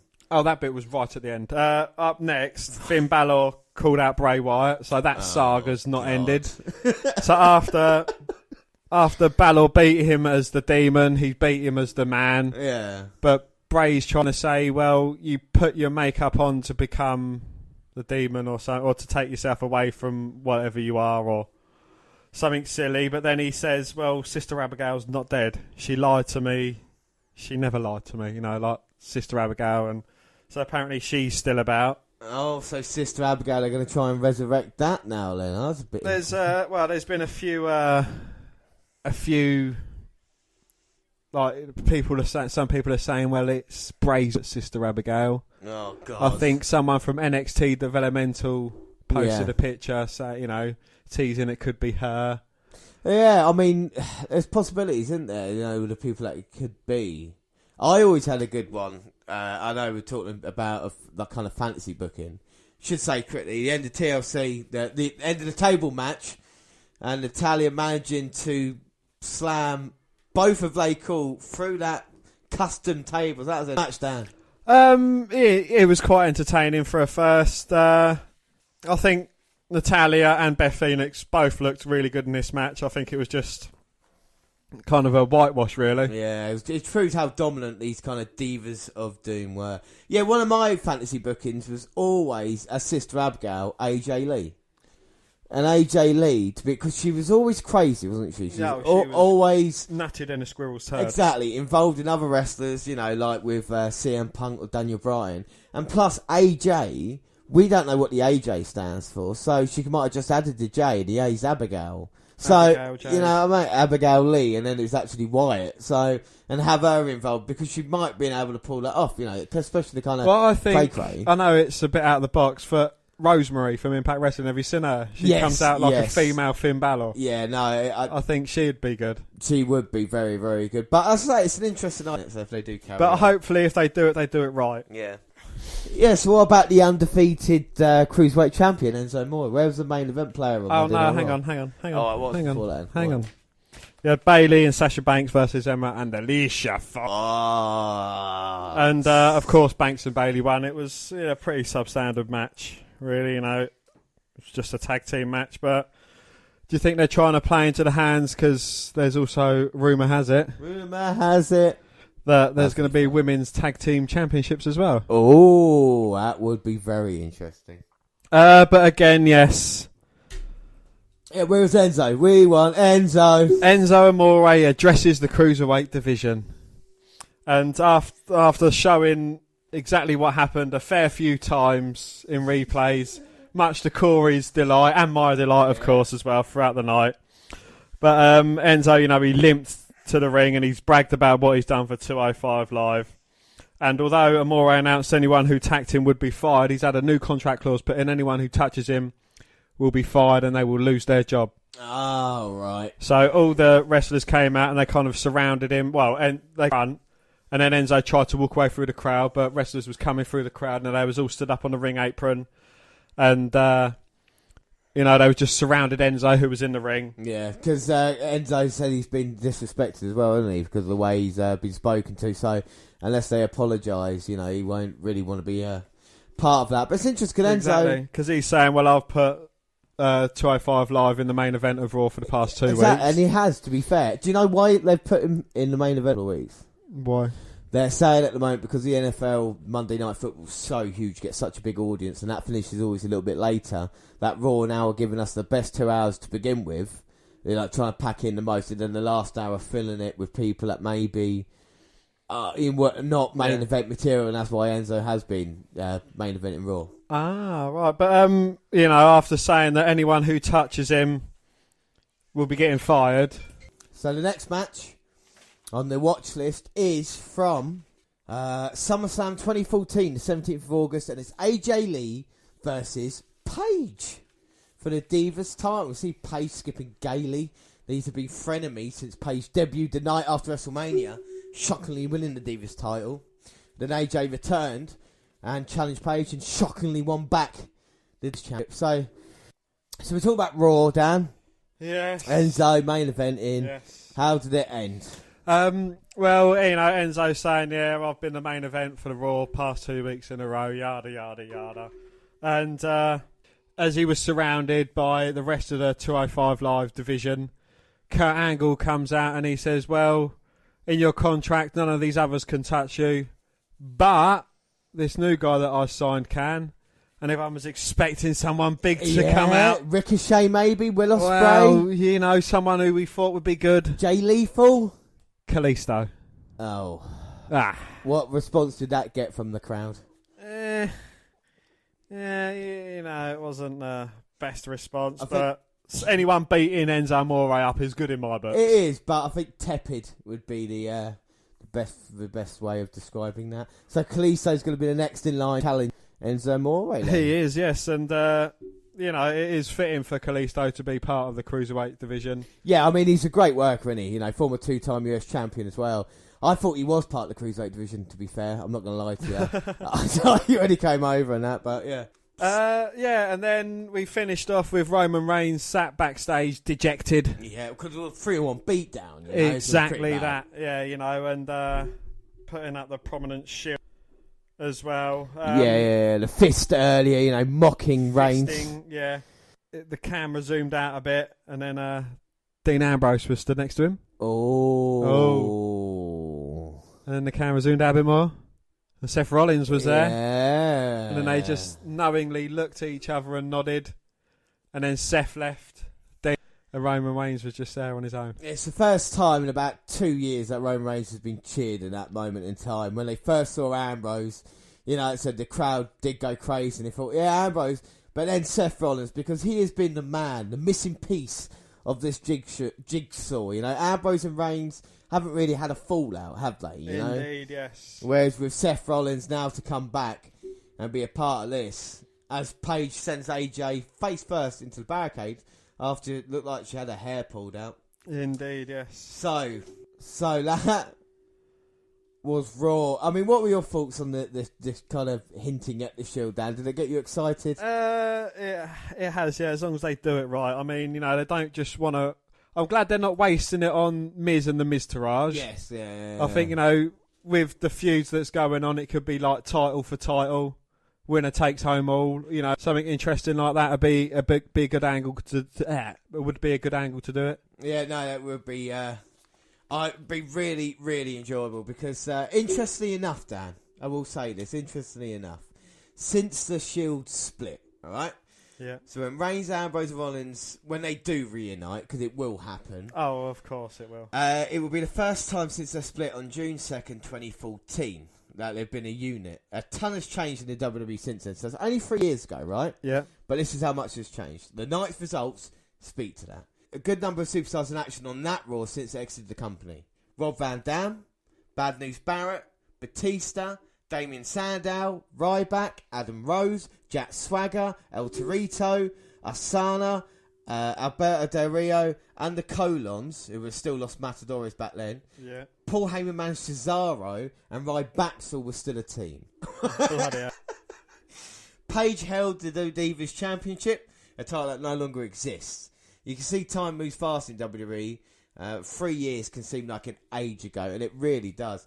And the other interesting thing about this as well, why I bring it up, because this Monday night on Raw is being held in Indianapolis, Indiana. Now, Dan asked me why that's a special town. Why is that a special town? What is really weird about it is because if the Shield do in fact as a free in front of the cameras as part of a team, like reunited, yeah, it would mean a very special set of circumstances because Survivor Series 2012, November 29th when they debuted, it was in Indianapolis, Indiana. And then June 2nd, 2014, the Raw was held. Can you tell me where do you think the Raw was held when Indianapolis? The Shield split? Indianapolis, Indiana. So it could mean that they debuted, split, and then reformed all in Indy, which where is Raw is being held this Monday. So if I was to put money down on where we'll see the triple fist, I reckon it will be on Monday, and then hopefully, like I say, building towards the TLC pay-per-view. It's something that I can't wait for. But Dan, SmackDown was on Tuesday. What are your SmackDown thoughts? Yeah, it was quite interesting. You know, it's all building up towards Hell in a Cell, and Shinsuke Nakamura kicks off SmackDown Live. You know, it was an interview with Nakamura, and he said, well, he's tired of sticks and stones will break his bones, but names will never hurt him, you know, in reference to being made fun out of. But before he could move on, the Singh brothers interrupted him. Oh, dear. And they introduced the modern-day Maharaja, and Mahal attacked Nakamura from behind. And then the Singh brothers joined in, turning it into a 3-on-1 beatdown. So, you know, that ended that. Charlotte and Becky Lynch against Carmella and Natalya. Again, another women's tag team match. Yeah. So, you know, teasing, seeing how it is. And, of course, Charlotte's going against Natalya for Hell in a Cell. And Natalya and Carmella defeated Charlotte and Becky Lynch. Oh, not bad. Oh, speaking of divas, should just say Paige just beating AJ Lee in quite a short match with the DDT. And now she's giving a hug, making sure everything's alright now. That's nice, isn't it? You see? They're friends. She says friends nice. A little kiss on the cheek as well for good luck. There you go. And Paige is the Divas champion. What do you think of the match, Dan? I thought it was a good match. Yeah, you know, I prefer this kind of match because, you know, it's a lot more modern. They're using, you know, proper moves. They're not just there for bras and panties. Yeah, I mean, so to speak. It's changed a lot, hasn't it? We can see the way Paige turned that into the beautiful DDT to get the win. And we move on to our next match. Yes, what else happened on SmackDown, Dan? Bobby Roode went against Mike Kanellis in a very, very short match. Oh, did Mike Kanellis beat...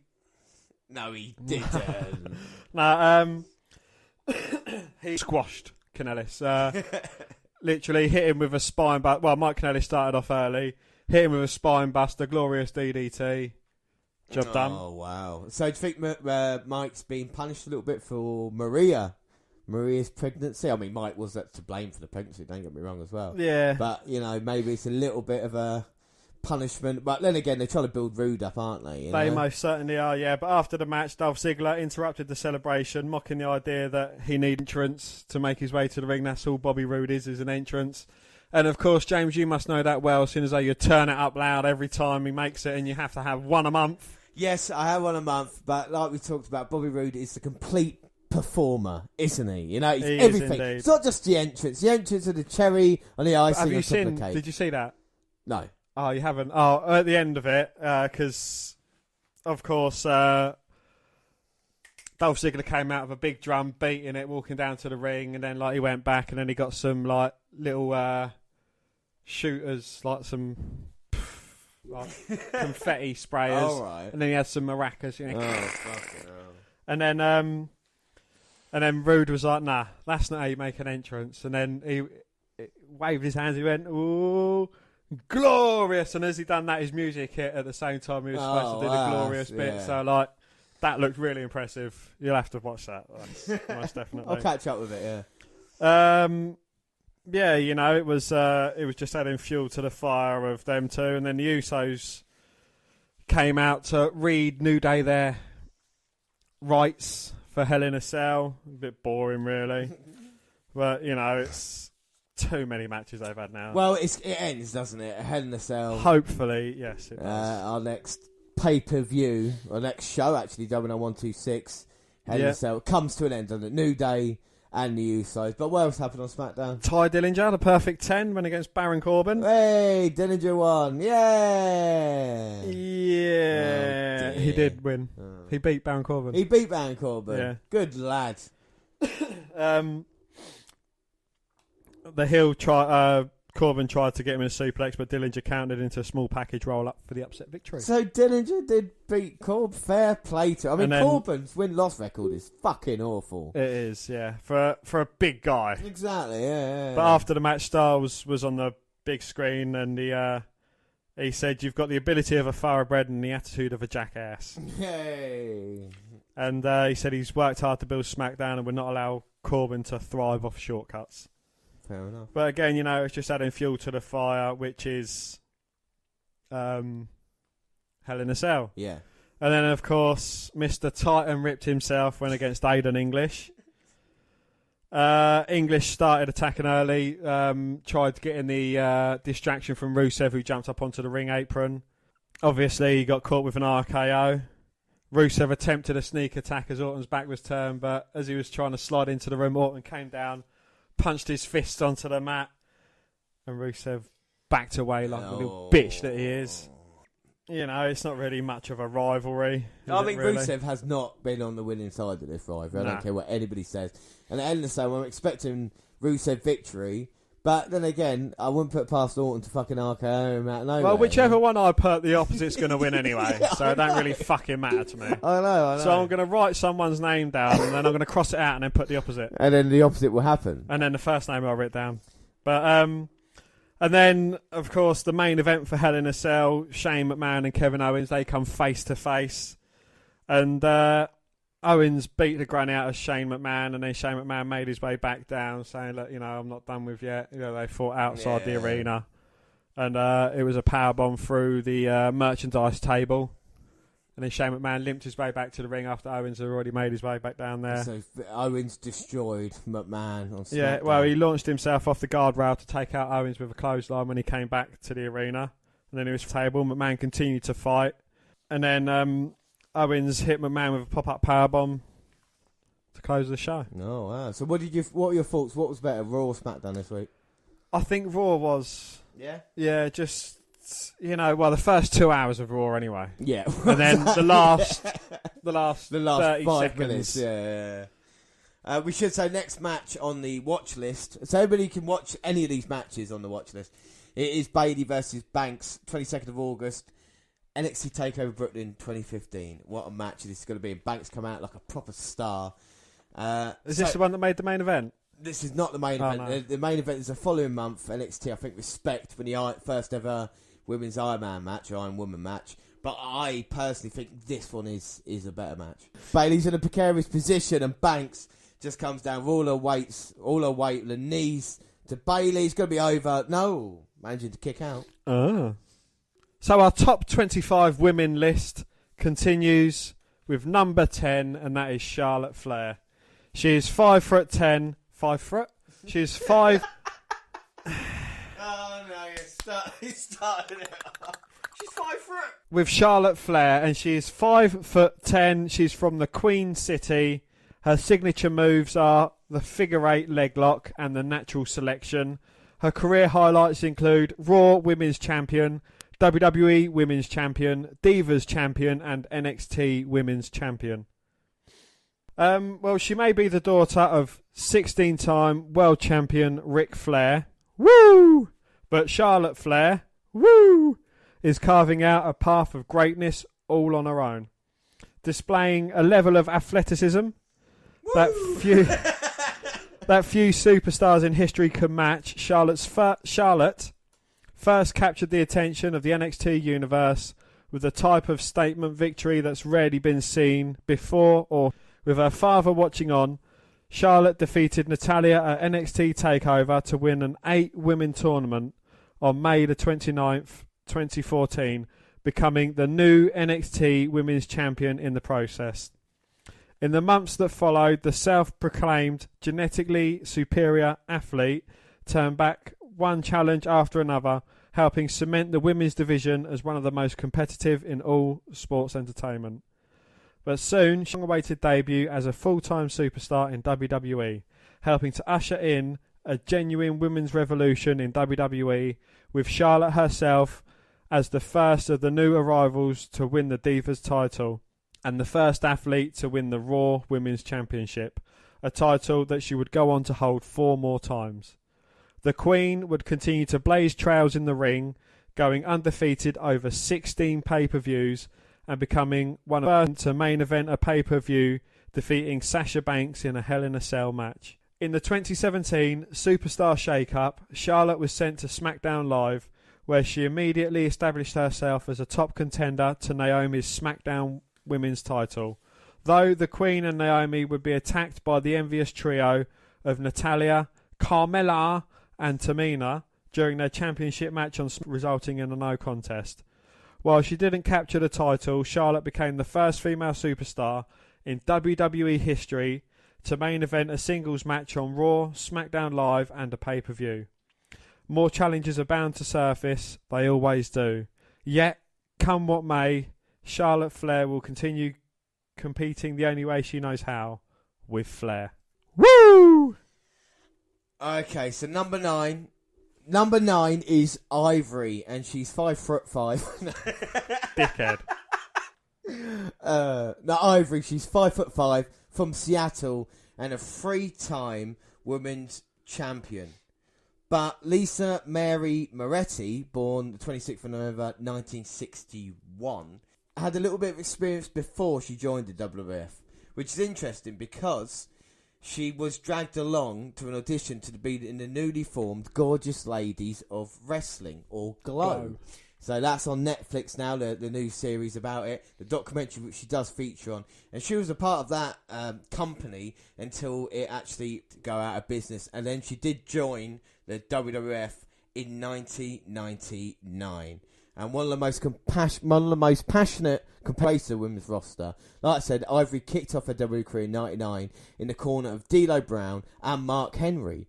From there, she transitioned into singles competition, where she won the Women's Championship twice in her first year with the company. The dynamic diva was one the fans loved to hate, as she portrayed a bad girl image for most of her wrestling career. This personnel was amplified when she joined up with a conservative group, Right to Censor. The gorgeous diva now covered up her body with a conservative black and white clothing, robbing WWE fans of the privilege of seeing her flawless figure. Luckily for the WWE Universe, the group eventually disbanded, and Ivory dropped the conservative skirts when she joined up with the Alliance. So she just went from strength to strength there, you know? Indeed, one yes. bad group to another. Destined to shake up the scene, Ivory won her third Women's Championship in 2000. This time she overcome future Hall of Famer Lita. The three-time Women's Champion didn't stop in the ring. Not only did she have a memorable turn as a trainer on WWE reality show, but she got behind the microphone as host of various WWE television programs before retiring in July 2005. Now, Dan, what are your thoughts on Charlotte? She's made the top 10. Are you happy with top 10? Do you like her as a worker? Yeah, I think she's certainly been impressive. You know, since the new era's begun, I think women's wrestling has certainly gone up a few notches. Of the four horsewomen, I think she's probably the more gifted of them. Yeah, definitely deserves her place in the top 10. And what are your thoughts on Ivory? You're an Attitude Era fan, you know of her. What were your thoughts? Well, you know, my personal favourites is when she was part of the Right to Censor group, she used to get referred to as Lilith. Yeah. Is it Lilith? Yeah, Lilith Crane, yeah. Which cracked me up, but, you know, I think she played the part well and wrestled in quite a few memorable matches as well. Yeah, I'm a big fan of Ivory because she was one of those, even back then, and you could argue that's what WWE divas, or WWE women do now, is the fact is it wasn't all about the body. Even though she was a good-looking gal, it was a talent that got her through, you know? And that's the thing I liked about Ivory. Wasn't it in the bikini competition she was reluctant to strip off? Yes, she was, yeah. She had the jumper on, she didn't want to take it off. Baggy jumper on. But when she did, don't get me wrong, she had a great figure, body, but... You know, Ivory was more about being a strong woman in WWE. And talk about strong women, there might not be any stronger than our number 8, and it's one of my personal favourites. It is Sensational Sherri, or Sherri Martel. So, Sensational Sherri, 5'7", from New Orleans, signature move the sleeper hold, career highlights, AWA Women's Champion, WWE Women's Champion, and 2006 WWE Hall of Fame inductee. Even those who aren't familiar with the groundbreaking career of Sensational Sherri Martel will recognise her distinct voice. Her edition of Shawn Michaels' entrance theme, Sexy Boy, ushered HBK to the ring for years, but Sensational Sherri was much more than a voice. Martel was skilled and accomplished inside the ring and a force when managing from outside of it. Physical strength and a tough personality redefined women's roles in sports entertainment, paving the way for many WWE superstars to follow. Many of the greatest superstars enjoyed association with Sensational Sherri, and many more had to watch their back when she was at ringside. In the early 1980s, Sherri began her career in the AWA. In 1985, she defeated Candy Devine to become the AWA Women's Champion, lasting more than a year with the championship trading hands on several occasions. It was during this time when she began perfecting her skills as a manager, leading Playboy Buddy Rose and Pretty Boy Doug Summers to the AWA Tag Team Championship. On June 28, 1986, Martel would win the AWA Women's Championship for a third and final time from Candy Devine.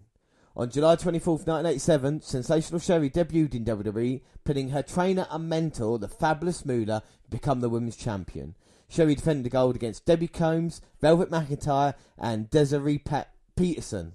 She quickly earned a reputation as someone who would do anything to win, even if it meant using unsavoury tactics. Her rivalry with Moolah continued as they become the captains of the first ever female Survivor Series team in 1989. Sherri held the championship for 15 months before losing it to Rockin' Robin. And then afterwards, after she decided to walk away from the ring, it doesn't say this on the WWE profile, but after she walked away from wrestling, not only did she manage to take over from Miss Elizabeth as the Sensational Queen Sherri with Macho King for the year, And she also went, like we said, with Shawn Michaels, association with Rick Martel. She obviously married Rick Martel. Then she moved over to WCW, and that wasn't the end of it either, because she still managed Harlem Heat, Booker T and Stevie Ray to success. So she had a phenomenal career. And like we say, I mean, she was even in ECW as well, managing Shane Douglas in 1993, you know. And then she was with, like I said, Harlem Heat. And don't forget as well, we saw her in 2005. She took part in the storyline with Shawn Michaels and Kurt Angle, didn't they, before WrestleMania 21? We all remember that, don't we? Because Kurt Angle then put Sherri into an ankle lock. Oh no, she made a return to SmackDown singing a parody of Michael's theme song with Angle, because it was Sexy Kurt, wasn't Sexy it? Kurt, That's where that came from. And like we say, inducted to the Hall of Fame in 2006 by Ted DiBiase. And even then, she tried to offer her managerial services to free agent Bobby Roode in TNA in 2006. So, I mean, Sherri was there. But then I say, unfortunately, drug overdose June 15th, 2007, at the age of 49, which is no age at all.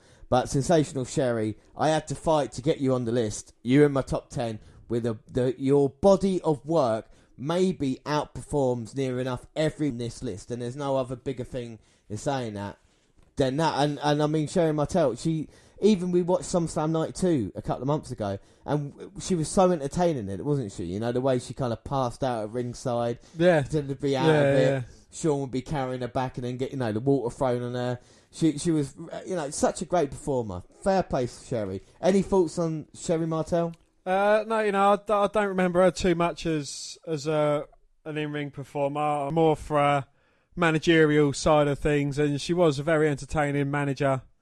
Besides Shawn Michaels, Macho Man, and so on and so forth. Yeah, she was an entertaining addition. Yeah, to a match.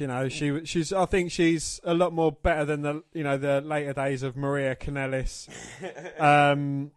Lana, and the thing about but the thing about Sherri that I really enjoyed, like you say, involved in the match. It was only probably her and Chyna that you probably give them a good chance to. Do you know what I mean? And they would take a lot of punishment as well. Because, like I say, Sherri was a trained professional wrestler. She did that for 20 years before she became a manager. But anyway, well, we're talking about tough women, Dan. Who is number 7 on the list? Well, number 7, I think when we redo a list again in a couple of 3 years' time, she's going to feature a lot higher on the list. Yes, but playing devil's advocate, what about if it doesn't work out in WWE? Well, again, that's all I'm saying. That's all I'm saying. But we don't know at the moment. We think it's going to work, but you never know. Look at the Ascension, the most dominant NXT tag team of all time, came up to the main roster. I'm not saying they're the same, but surely don't call me Sherri. They're not going to fuck up. We don't know. Like I say, we'll revisit the list probably in a couple of years and bang it up to 50, and then we'll see if we need to change. But anyway, without further ado, number 7 on our list is Asuka. She stands at 5'3". She's from Osaka, Japan, and her signature move is, of course, the Asuka lock. Her career highlights thus far include NXT Women's Championship and 2016 Female Competitor of the Year, which is rightly deserved. Nobody is ready for Asuka. Yet to be pinned or made to submit, nobody is ready for Asuka. Yet to be pinned or made to submit since her debut in NXT in October 2015, the Empress of Tomorrow has been nothing short of unstoppable. Marching to the ring in her traditional NOH mask and kaleidoscopic battle gear and looking every bit the victor before the opening bell even rings, Asuka has trounced every superstar thrown her way, using her perfect technique and wicked intentions to take down everyone from Nia Jax to Bayley, whom Asuka's NXT Women's Champion, to Ember Moon. All the while, the fierce Japanese superstar has worn an intimidating smile on her face, seemingly finding joy in stretching out her overmatched challengers. After repeatedly declaring that she cannot be touched inside the ring, Asuka relinquished the NXT Women's title in September 2017, ending her historic record-breaking title reign on day number 520, so she could focus on new opportunities in WWE. And it was soon revealed that Asuka would be headed to Raw, Though her brand affiliation has changed, the larger question remains the same. Will anybody find an answer to the Empress of Tomorrow? Could it maybe be Alexa Bliss that finishes her off? Well, if anyone can do it, my baby girl Bliss could. Number 6 on the list after Oscar. Well, who's better than Oscar?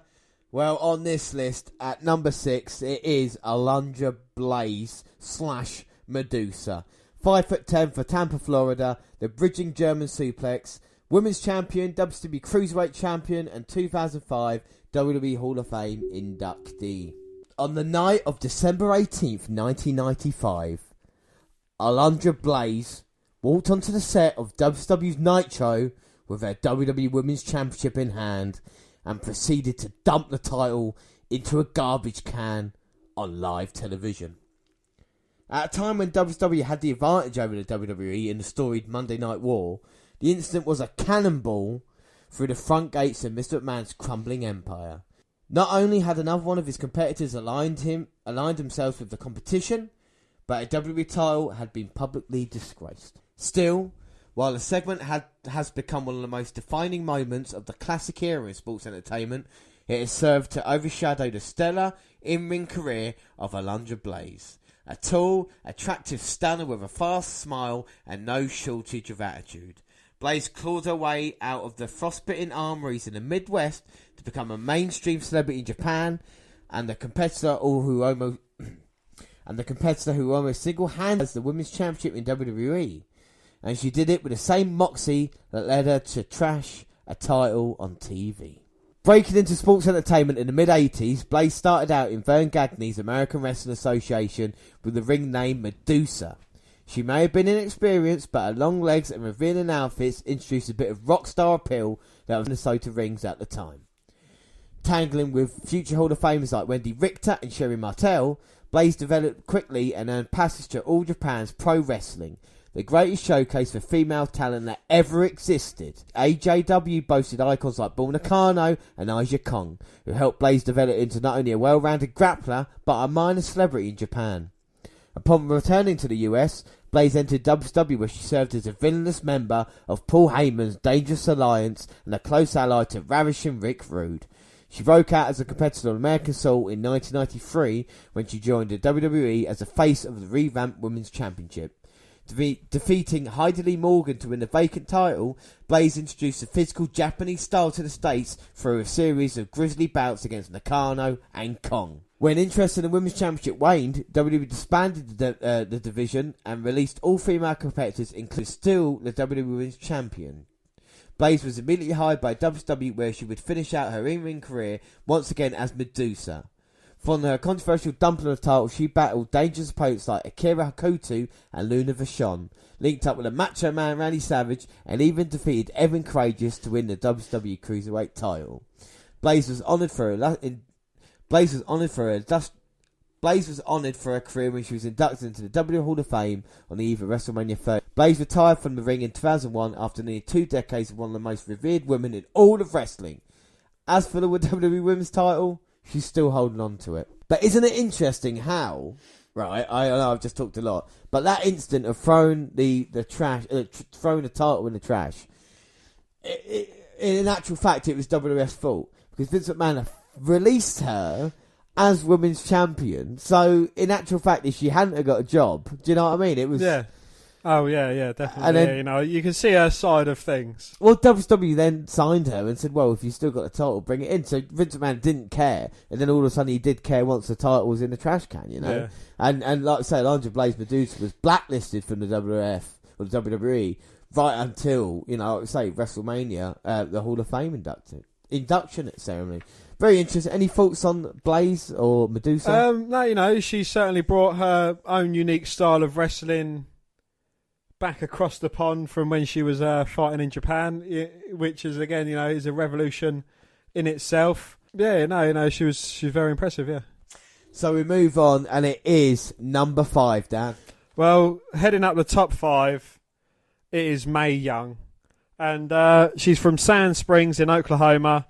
Her signature moves are the Bronco Buster, which that would be nasty. And, of course, the elbow drop. Her career highlights Hang on for this one. Right, okay, go on then. The first ever NWA United States Women's Champion competed in the ring in 9 different decades. Fucking hell. She was the winner of the Miss Royal Rumble 2000 bikini contest. Yeah, we all remember that one. Because what did she say at that point in time? Who wants to see my puppies? And of course, she is a 2008 WWE Hall of Fame inductee. In current times, staying in one vocation for 20 to 25 years seems like an eternity for most. Even in the rough world of sports entertainment where every match could super last, a quarter century is considered an incredibly lengthy career. Take that and triple it. However, and you have the span of one of the greatest female competitors ever to lace up a pair of boots, Mae Young. And Joni Mae Young began her professional career in 1939. Already an incredible athlete, she was on her Tulsa, Oklahoma-based high school wrestling team and was a national champion softball player. Young embarked on her chosen livelihood at the tender age of 15. Throughout the 1940s, she blazed the path for future female grapplers everywhere. With World War II in its midst and many territories that didn't feature women's wrestling began to open up those doors, which were kicked down by Young and her contemporaries. Yes, she remained one of the most active and successful female superstars throughout the next few decades. Young was the first US women's champion, and her lengthy rivalry with the legendary Mildred Burke was one of the most storied of all time. In fact, in 1954, she and Burke were among the first female competitors to tour post-war Japan. Young's legacy was further cemented the day she decided to help train future superstars. One of her pupils would go on to become arguably the best icon in women's wrestling, her longtime friend, the late Fabulous Moolah. Young and Burke both helped train Moolah, who would become the longest reigning champion in sports entertainment history and the first female WWE Hall of Famer. Another of Young's most famous students was Rick Drazen, a former rock and roll guitarist and sports entertainer who was a one-time training partner of Arnold Schwarzenegger. While she continued to compete, Young's career was relatively unheralded until the turn of the 21st century. In 1999, she and Fabulous Moolah made an appearance on SmackDown. Although it wasn't the most successful, Moolah was laid out by guitar while Young felt the figure 4 leg lock. It began a second career for the two legends. Over the next few years, Young made semi-regular appearances on WWE programming and was never afraid to take chances that many might be afraid to. After all, how many women, or men for that mid-70s, would survive being powerbombed through a table? In addition, she entered and won the Miss Royal Rumble competition in 2000 and stood faithfully at her best friend's side when Moolah won her final women's championship. Young also had a humorous tryst with Mark Henry during that time that fostered some of the most bizarre moments in sports entertainment history. In later years, Young's career got the recognition it deserved. In 2000, several of her contemporaries were profiled in Lipstick and Dynamite, a documentary film about the early pioneers of women's wrestling In 2008, Young joined co-star trainee and late friend Moolah and sensational Sherri Martel in the highest class of superstars, as she became only the third female at the time to be inducted into the WWE Hall of Fame. Young was inducted by good friend Pat Patterson, who tells some stories that are better left unpublished, but just go to show what kind of character Mae Young really was. When Mae Young passed away on January 14th, 2014, the entire WWE universe stood in unison to offer an ovation to a true queen of the canvas.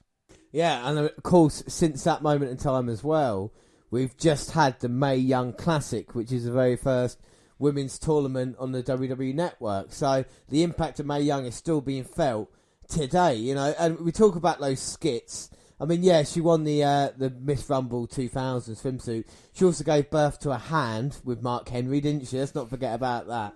And also, you know, with Eric Bischoff, where she Bronco busted him in the corner. the story beforehand was that Vince McMahon and everybody said to May, sardine up. So she had all these sardines and she stuffed them up her crotch. Oh. So when she actually did it to Bischoff said it was the worst smelling thing in the world.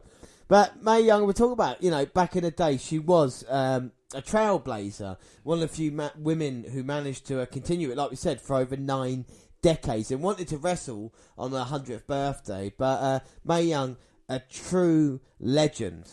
Most certainly, yeah. She's one of these ones that will never be forgiven as long as there's wrestling about.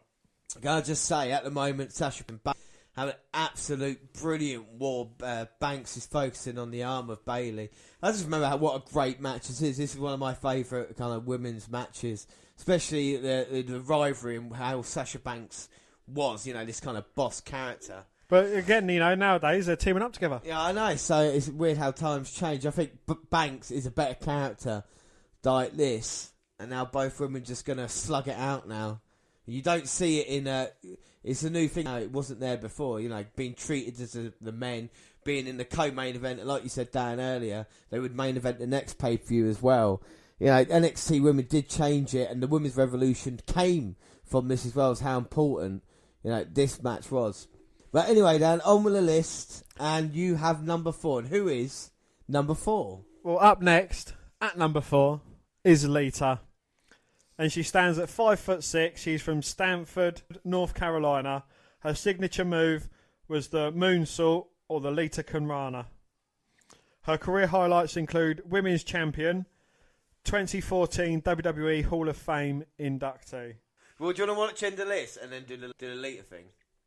I think there's only a couple of minutes left because Bayley at the moment is tightening her hair, looking like she's going to go for the Bayley to Bayley. Can she get Banks? Oh no, but Banks intelligently drops to her knees to try and put her weight down further.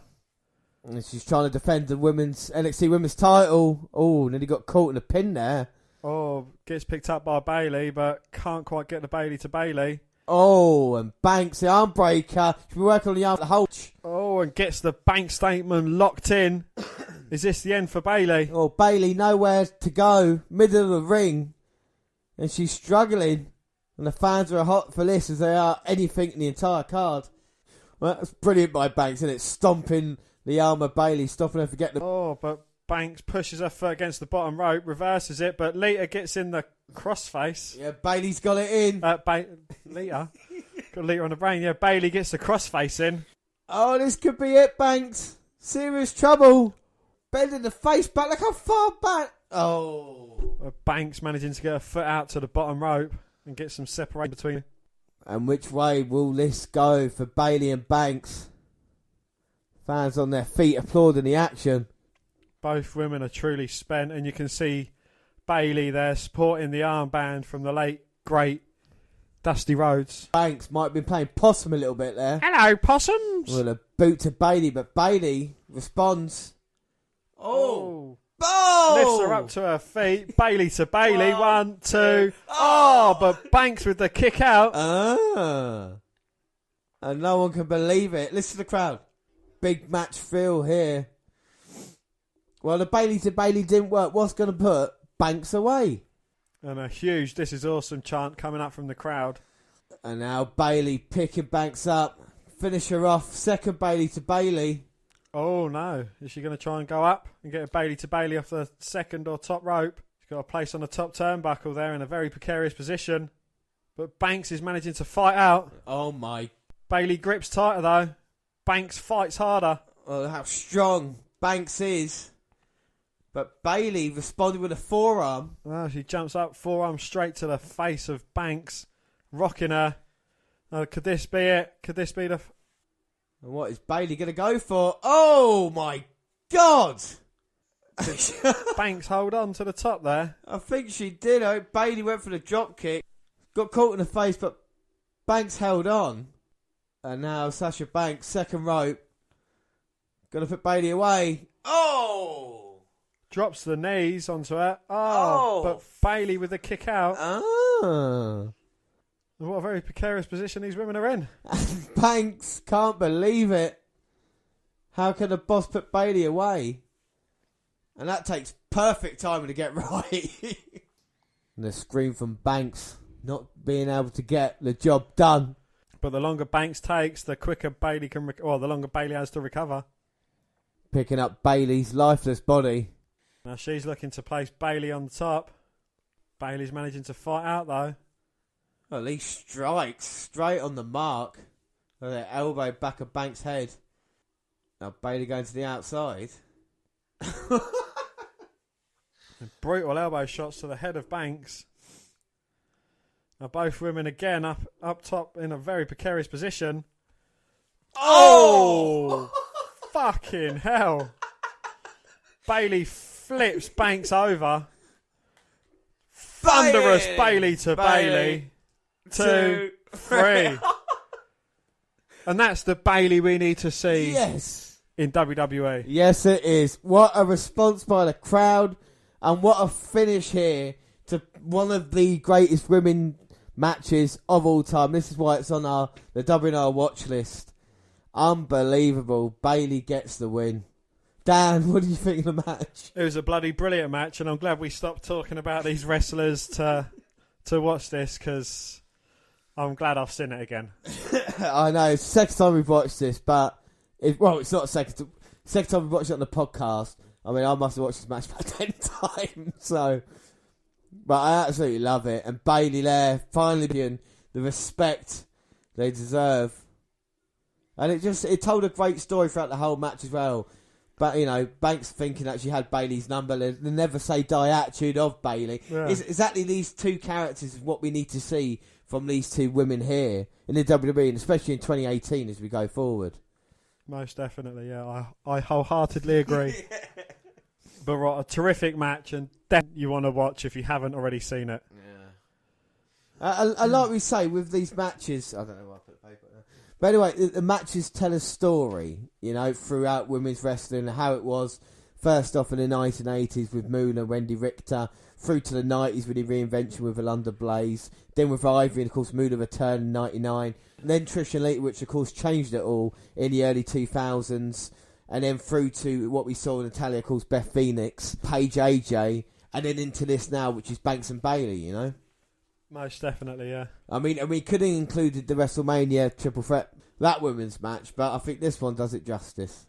Yes. Alright, Dan, number 4. So, number 4, it is Lita. Exhilarating one moment, sinister the next. Lita was a diva who always kept the WWE Universe on their toes. Whether she was flying high with the Hardy Boys or shocking censors alongside Edge, the 4-time women's champion knew how to elicit a reaction around the world. Lita made her WWE debut in 2000 alongside Essa Rios and quickly led him to the light heavyweight championship that February. Though the pair was split a few months later, Lita then hooked up with the Hardy Boys to form Team Extreme, beginning a partnership that would last nearly 5 years. And soon after, the Agile Diva won her first of 4 women's championships from Stephanie McMahon in August 2000. After losing the title, Lita competed from time to time, but mostly let the Hardys handle in-ring duties, and a romantic relationship with Matt Hardy became public knowledge. Lita's long and heated rivalry with Trish Stratus began soon after Trish's debut, and the two first lock horns while Trish managed to test an Albert against Lita's Hardy Boys. The two divas put aside their differences in July 2001 to represent WWE at Invasion, but were mostly at odds throughout their WWE careers. Kane's obsession with Lita occupied much of 2004, and Matt Hardy proposed after Lita announced her pregnancy. The pair reconciled as the Big Red Monster continued to stalk Lita, but the knowledge she was carrying Kane's baby strained her relationship with Hardy once again. The duo of Kane and Lita became popular among the WWE Universe, but she betrayed him in 2005 in a tryst with Edge.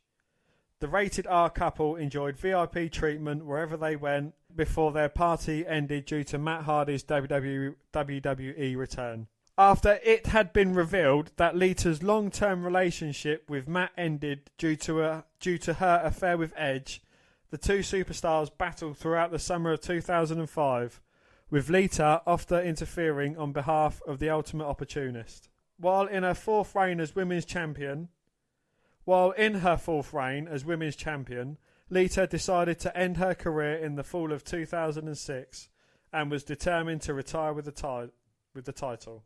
Much like her rival Trish Stratus, it was not to be, though, as Mickie James defeated her at Survivor Series and Crime Time added insult to injury by giving away her personal items to the crowd. It was a bitter end for the diva, but she will not be forgotten.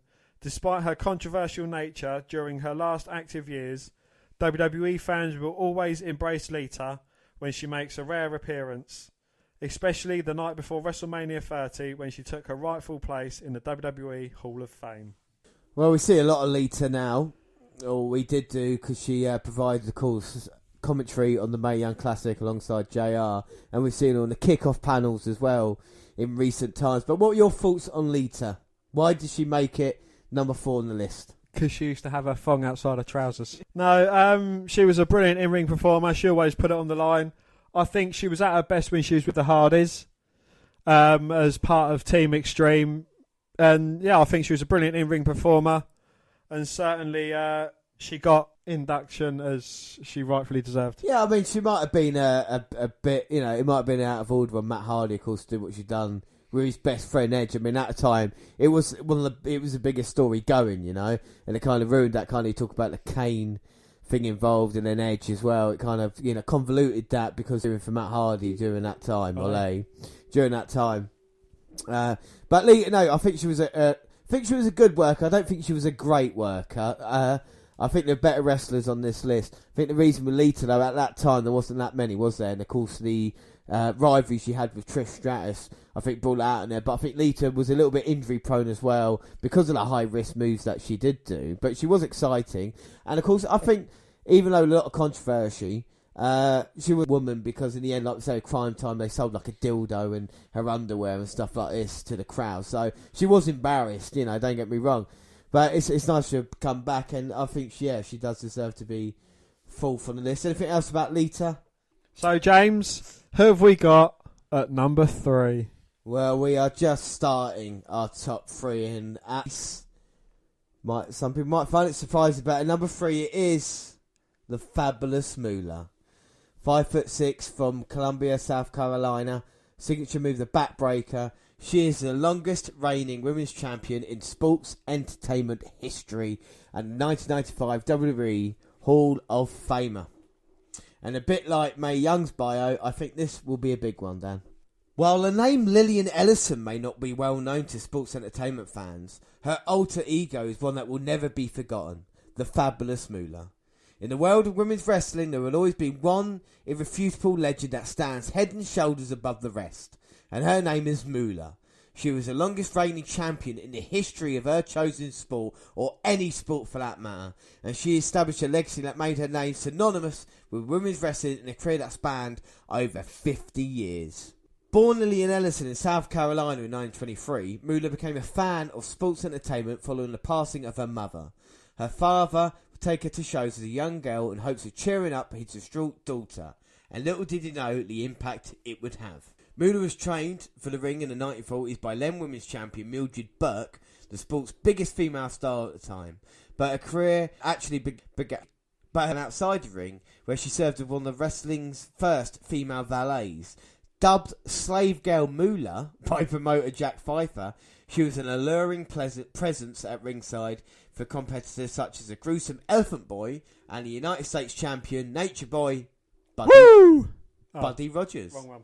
Ellis's in-ring career began hitting its stride by the mid-1950s when she began calling herself the Fabulous Moolah. In 1956, she outlasted 12 other ladies, last eliminating Judy Grable, to win a battle royal for the vacant Women's Championship of the world. She would go on to hold the title for the next 28 years, a feat unprecedented in the annals of human achievement. 28 years as champion. Can anybody say they have been champion for 28 years? Oscar probably could have been. I mean, my God, that would be 1980 they win and then lose the title now. That is like time travelling. 28 years. Well, during the time, she became the first woman to ever wrestle in Madison Square Garden as she and WWE promoter Vincent J. McMahon successfully beat the ban against women wrestling at the Garden. So women's wrestling was banned back then to be held in New York. In July 1984, her 28-year reign finally ended in Madison Square Garden by Wendy Richter, a young competitor managed by pop star Cyndi Lauper. The bout aired live on MTV, giving a new generation of sport entertainment fans a glimpse of the greatest lady competitor in the game's history. Following the loss, Moolah began phasing out her ring exploits, choosing instead to manage protege Liana Kai, one of the many future superstars she had trained as champion. With Moolah's guidance, Kai beat Richter for the women's title, setting up a match between the two at the first WrestleMania in 1985. Richter would regain the gold, and it would be Moolah herself under the mask as Spider Lady who would finally take back the championship from Wendy not long after, and we spoke about that with Wendy Richter. During her final reign as champion, Moolah also took on another role. She became Queen of WWE, accompanying Harley Race and manager Bobby Heenan to ringside. Finally, in July 1987, Moolah lost the gold to sensational Sherri Martel, and after captaining a team that defeated Martels in the inaugural Survivor Series later that year, Moolah effectively retired from in-ring competition. As 1987 came to a close, it seemed that the Queen of Women's Wrestling had finally come to the end of her run. In 1995, her career was punctured when she became the first female inducted into the WWE Hall of Fame.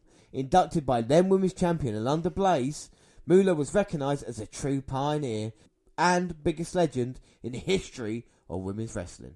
After a 40-year career and induction into the WWE Hall of Fame, well, imagine to the spies of fans everywhere in 1999 when Moolah, by that time in her 70s, returned to WWE television with longtime friend and fellow competitor Mae Young by her side. That October, the unthinkable happened. Moolah defeated reigning women's champion Ivory to win the title for the fourth time and become the oldest title holder in the history of the sport. Now, do you ever think we're going to have anybody beat that record in their 70s becoming champion? Ric Flair 17 titles? Are we ever going to get a 70-year-old champion again? Well, I think the problem is nowadays they die before they get to the 70s. She didn't hold the title for long, though, but it was a testament to her amazing tenacity and ability that she was able to make a miraculous comeback in the first place. Over the next few years, Moolah, at her side, would make a variety of appearances in WWE. In 2003, Moolah celebrated her 80th birthday by facing Victoria on Raw. That night, she defeated Victoria to become the first octogenarian to compete in the WWE ring. The first 80-year-old to compete, Moolah, and she beat Victoria. Her final appearance came at SummerSlam 2007 when Moolah and May were spotted with Mr. McMahon in his office during the show. Less than 3 months later, on November 2nd, 2007, Moolah passed away at the age of 84. Can I say, I also remember WrestleMania 20. It was Moolah and Mae Young with... Who was it in there? Mean Gene and... Was it Bobby Heenan? Because someone heard spooky noises and they thought it was The Undertaker. Went to investigate and it was Moolah and Mae Young with, Mean Gene and Bobby. Anyway, the name of the fabulous Moolah will forever be etched. The name of the fabulous Moolah will forever be etched in the annals of sports as a defining one in women's wrestling. Her name will always be synonymous with success, as she was a true trailblazer who set the path for female superstars of today to show the world what they can do. And Fabulous Moolah, we bow down to you. What are your thoughts on Fabulous Moolah, Dan? I thought she was brilliant. Certainly a trailblazer. I think she set records that are most likely never going to be broken, which, it's a good thing because I think currently WWE all about breaking old records. And I think there's some records that shouldn't and probably would never, ever be able to be broken. Yeah, and I think she's definitely got a couple of them. And talking about a couple, we have just got a couple left of the WNR125. 2 more women to talk about, but we're going to change it up a little bit and we're going to watch number 2 in action now. It is Monday Night Raw. So it is the 19th of August 1999. We are slap bang in the Attitude Era. It is Raw's 3-2-4 and we are going to see a number 1 contendership for the WWE title. The winner goes to SummerSlam. Who will it be? Will it be The Undertaker? Will it be Triple H? Or will it be number 2 on this list? My God, it's Jesse the Body Ventura coming out. Looking at his fucking video and then looking at him, it's like two completely different people. Well, the governor of Minnesota at the time, of course, going to be special referee at SummerSlam. During this time, we should say, The Rock and Triple H were having their feud. Undertaker and Austin were feuding over the WWF title. At Fully Loaded, Austin beat the Undertaker in the first blood match. And a weird stipulation, if it was a man left the WWF at the time, he would return in September. But at that point in time, that was the end of Mr. McMahon. And Austin would be WWF champion. Triple H would have beaten in The Rock early on in the night in a leather strap match to become number one contender. But Shawn Michaels, the commissioner, was not happy by it. And on Raw earlier, he had said to Triple H, you want to have your opportunity? You earn it here tonight against The Undertaker and against a very special opponent. And here she comes, the ninth wonder of the world, number 2 on our list. I know people are going to be surprised, but it is Chyna. Don't treat her like a woman. No, don't treat her like a man. Don't treat her like you know her. No, just treat her for who she am. Who and what she am. She what I am. Who she and what she don't am. treat me like a... Chyna should be Laser number pen. one on the list. Should be number one. I'm not going to argue with you about it, but... My God, who else wrestles The Undertaker and Triple H? The ninth wonder of the world. Oh my God. Short shorts. My word. Well, I used to think Sean was crazy, but now I can see his nuts. He's smuggling bananas here tonight. Sean Picard. My word, those are tight tights. So yeah, he's going to be special referee to make sure nothing happens. Sean's at the moment out of his mind and all sorts of drugs, but still got...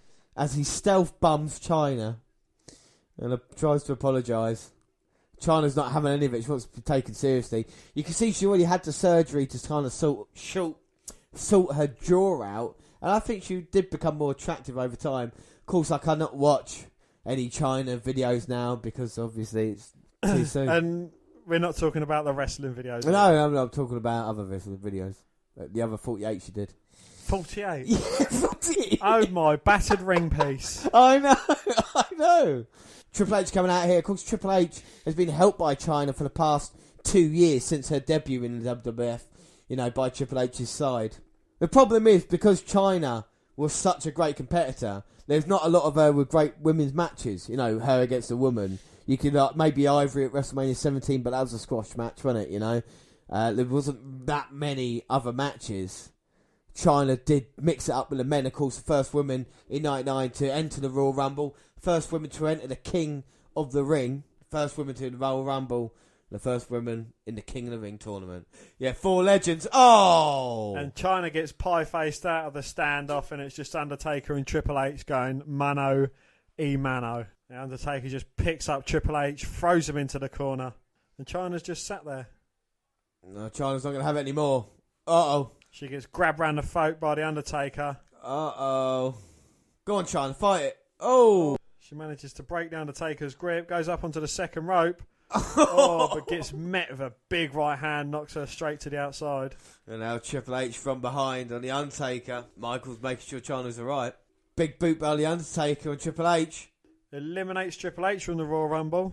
This is how it started. Trying to get in Undertaker's face. She gets pie-faced and she sat down for about 2-3 minutes. Strategy, but she didn't get caught with a pie face there. It was a big right hand. You said that correctly as well. Yeah, I've been learning. What is it? You normally say strategy. And the Undertaker bringing Triple H back to ring in a hard way. Via the steel steps. And Undertaker picking Triple H up. This is basically turned into a singles match at the moment, but don't write off. Chyna. Triple H managing the backside and Undertaker throws him shoulder first into the ring post and then drops that thunderous knee. Oh, it's a Falls Count Anywhere match. Yeah, I should have said, sorry. Falls Count Anywhere. Thanks, I didn't know. I know, yeah, I should have said, sorry. Anything goes here. We need to find a new number one contender. I know anything goes because it's a triple threat match. But he's just caught Triple H for the choke slam. Oh! Lifted the game up by the throat, but Chyna comes in and delivers a low blow. Well, I think the elbow will work now for Chyna. That'll be alright. And that's what you get, Undertaker, when you try and mess with the ninth wonder of the world. And what's she going to do now? Just beating down. We're stomping a mud hole in the Undertaker and walking it dry. Come on, China. I want to see you become number one contender. Well, Jesse Ventura on commentary. You see, again, though, up until this year, aside from China and her demise, Triple H and The Undertaker were wrestling up to this year. Exactly. Well, China's just knocked Triple H down with a forearm, hit him with a low blow. Oh, but now Undertaker's hit China around the throat. Uh-oh. Choke slam. Oh, that was a bit of a weak choke slam. That was nice. He made sure she was alright. And Undertaker plants China and Triple H. Oh, sure. Triple H, though, comes in with a knee. And Michaels, just leave her alone.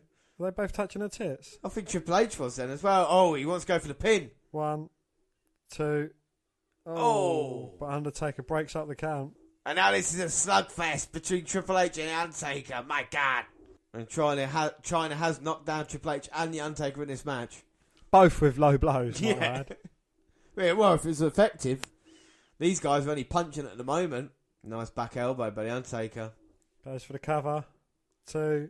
But Triple H with the kick out. And look at The Undertaker just taking Triple H in a corner. China there, just getting her breath back. Backstage though, Austin's shoved someone off a chair and he's grabbed it. Looks like he's making his way to ringside. Triple H gets knocked into China. China falls off.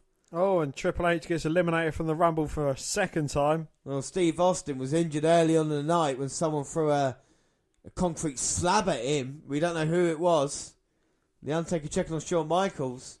Everybody must know that Austin is there. They're like, Austin, this match is boring. Yeah. Liven it up a bit. And Michaels say, no, you can't. Michaels ducks the chair shot. And he said, Austin hits Triple H, rolls China onto him. 1, 2, 3. Yeah! And China has won the match. China has won the match and is new number one contender for the WWE Championship. So at SummerSlam, it's going to be Austin versus China.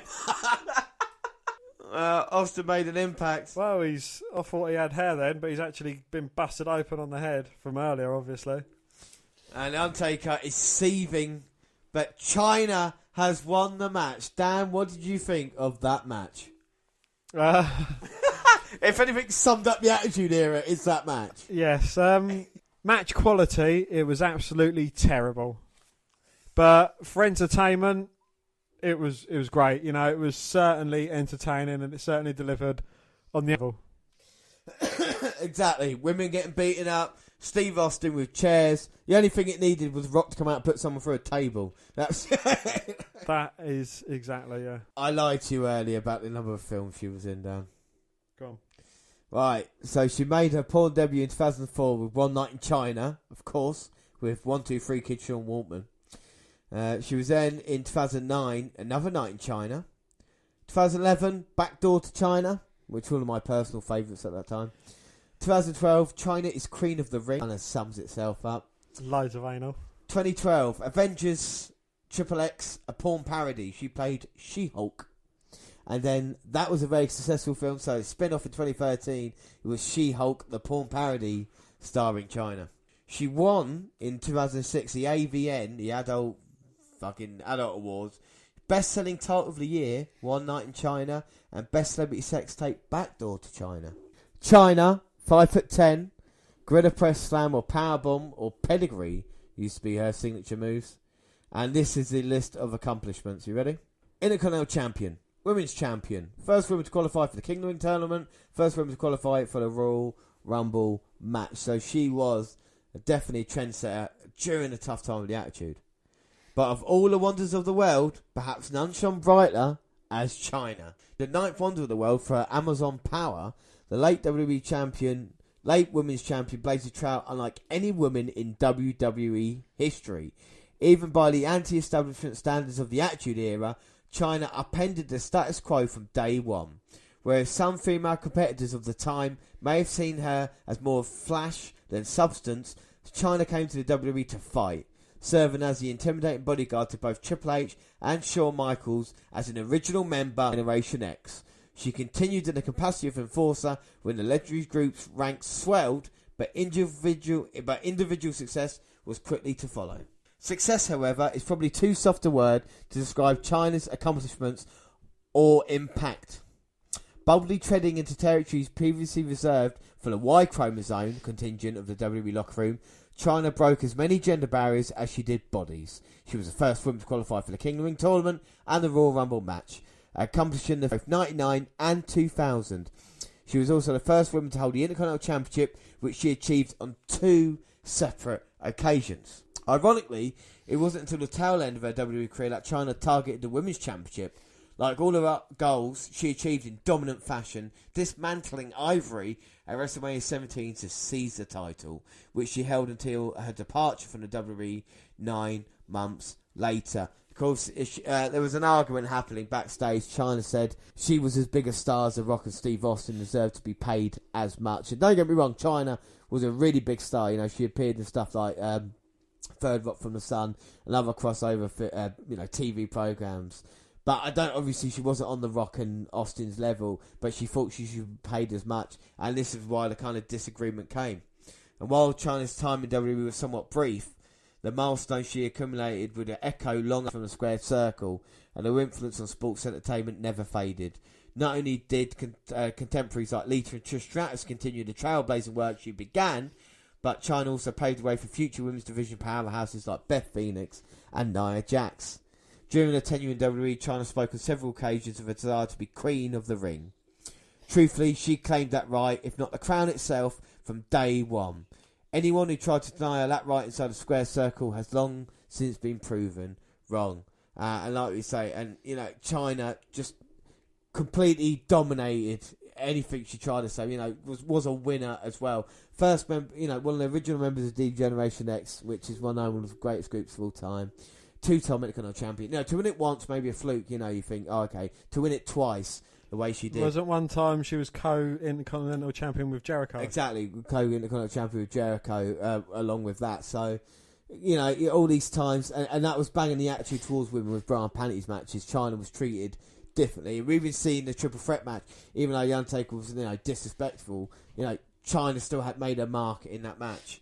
And like we say, she was with Triple H from 1996 to 2000. I mean, there's also a lot of rumours of, the relationship between her and Triple H was a bit strained, and with Stephanie involved in that relationship, didn't really work out for her. And, of course, unfortunately died April 20th, 2016, so over a year now. Only 46 years old. And like Sherri Martel died at 47, it's just too soon for these great performers.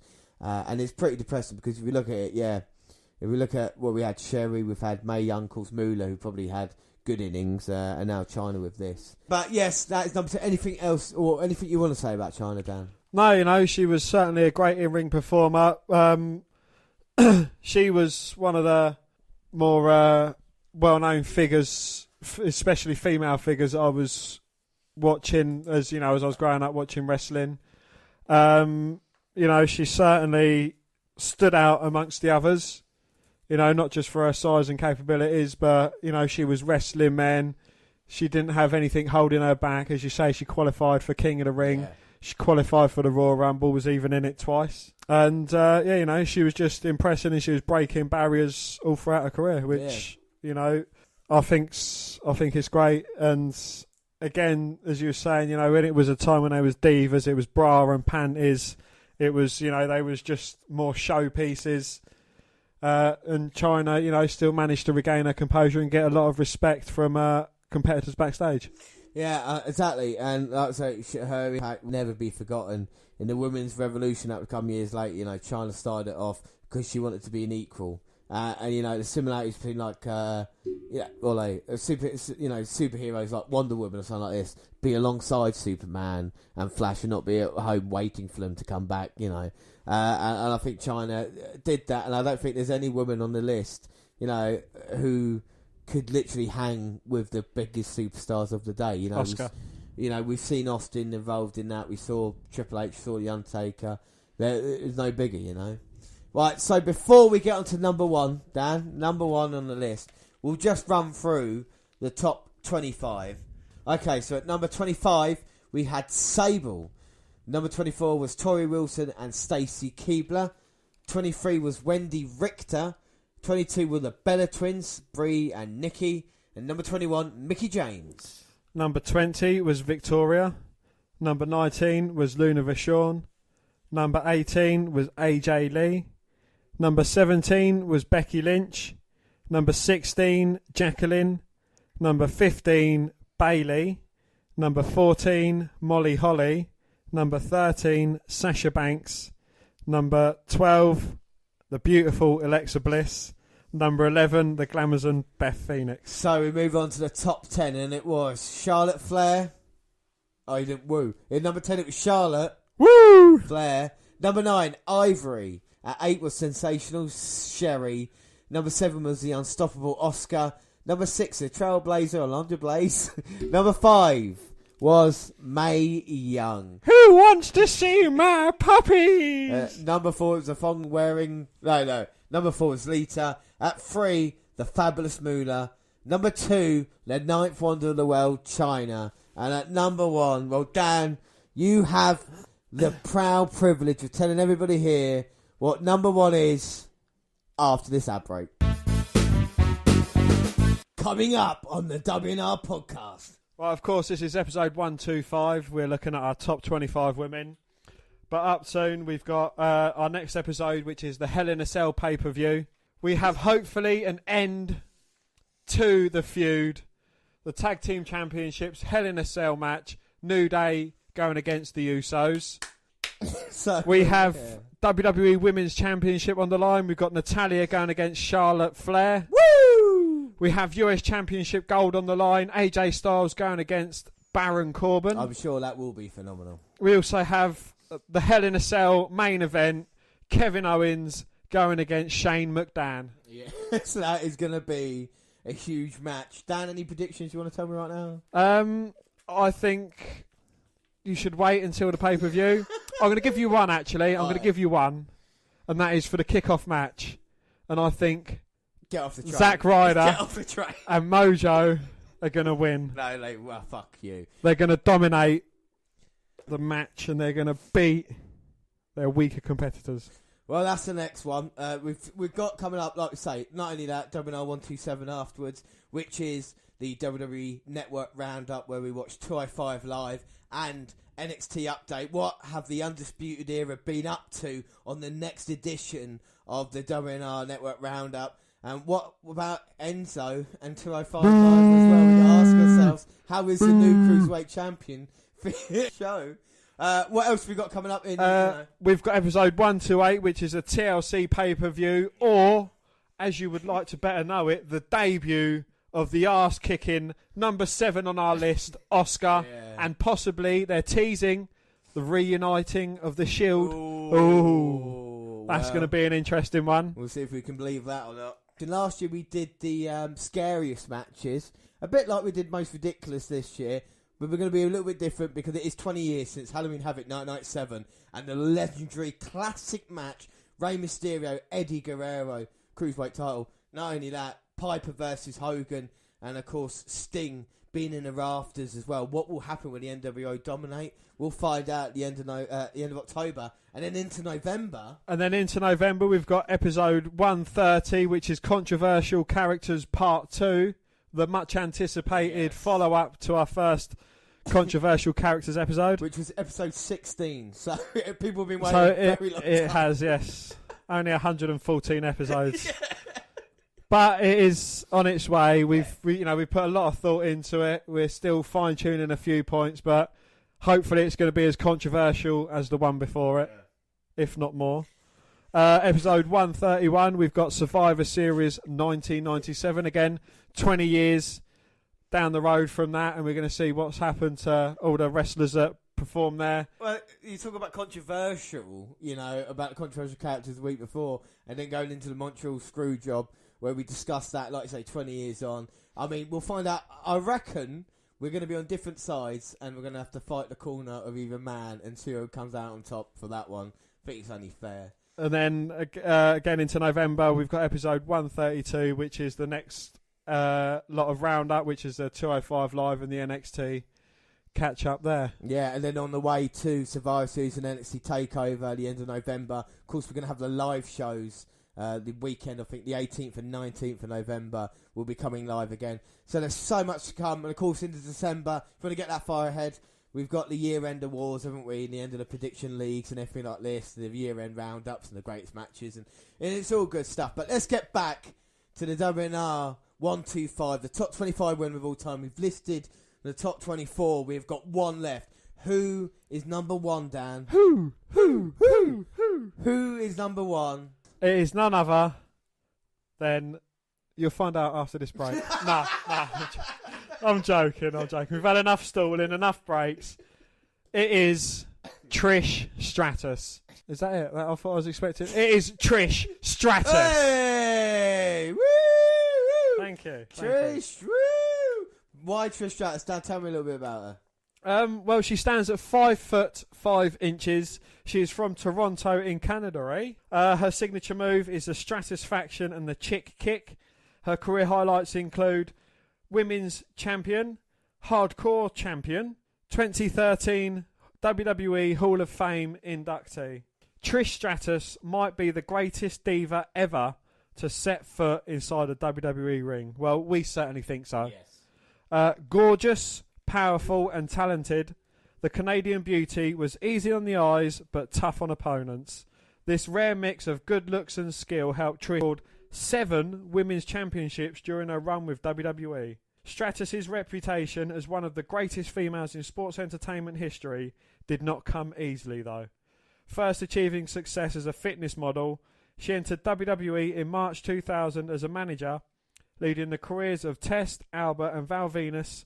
Immediately, the WWE Universe could tell she was someone looking, but Trish was dismissed as just that, eye candy. She proved she was more than just a pretty face when she started competing in 2001. In November of that year, Trish captured her first Women's Championship when she won a 6-pack challenge match at Survivor Series. The gorgeous diva won that title 7 times over the next 5 years, defeating top competitors like Lita, Molly Holly and Victoria in the process. Well, in the years that followed, the beloved beauty regularly returned to WWE, including tagging with Jersey Shore troublemaker Nicole Snooki Polizzi at WrestleMania 28, appearing as a trainer in the 2011 relaunch of Tough Enough, and taking her rightful place in the WWE Hall of Fame 2013. Well, Trish announced her retirement from the ring in 2006 and competed in the last match at Unforgiven in September, going against Lita for the Women's Championship for the final time. And we're going to watch that match now. Yeah, let's have a look at the promo. From Toronto, Canada, Trish Stratus. I really believe in destiny and things happen for a reason. She did it! Trish Stratus has become the women's champion. I want to make sure that every time I go out there, I make an impact. A record-setting 6-time, Trish is the women's champion. I want my time to be memorable to me and to everyone around me. 50,000 fans cheering the beautiful blonde from Toronto. In my book, the greatest women's champion in WWE history. It's time for a little Stratusfaction. Please welcome WWE Raw Diva and Babe of the Year, Trish Stratus. How many times have we loved to see Trish Stratus walk down that aisle and compete here in a WWE ring? I can always go out there and entertain the fans. If I'm doing that, I'm happy. When were you planning on telling Khalifa? Telling you what? It says on WWE.com that Lita says you're retiring after Unforgiven. Apparently, Lita must have overheard Trish making that statement, and Lita went right to the people at WWE.com, and there it is on the front page. This has been a decision that, I mean, it's one of the biggest decisions I've had to make in my life, and I don't want people finding out like this, you know, like I was going to make an announcement and tell people, and I don't know why I'm so surprised. That is something that Lita would do. She would take my personal business, and, you know, she's just a nosy bitch. There is a huge rivalry between these two tremendous athletes. I was going to call you out because I was going to challenge you. One last time, one last match, Trish and Lita, for the Women's Championship. I can think of no better way to end your career than beat you. Just bring it, bitch.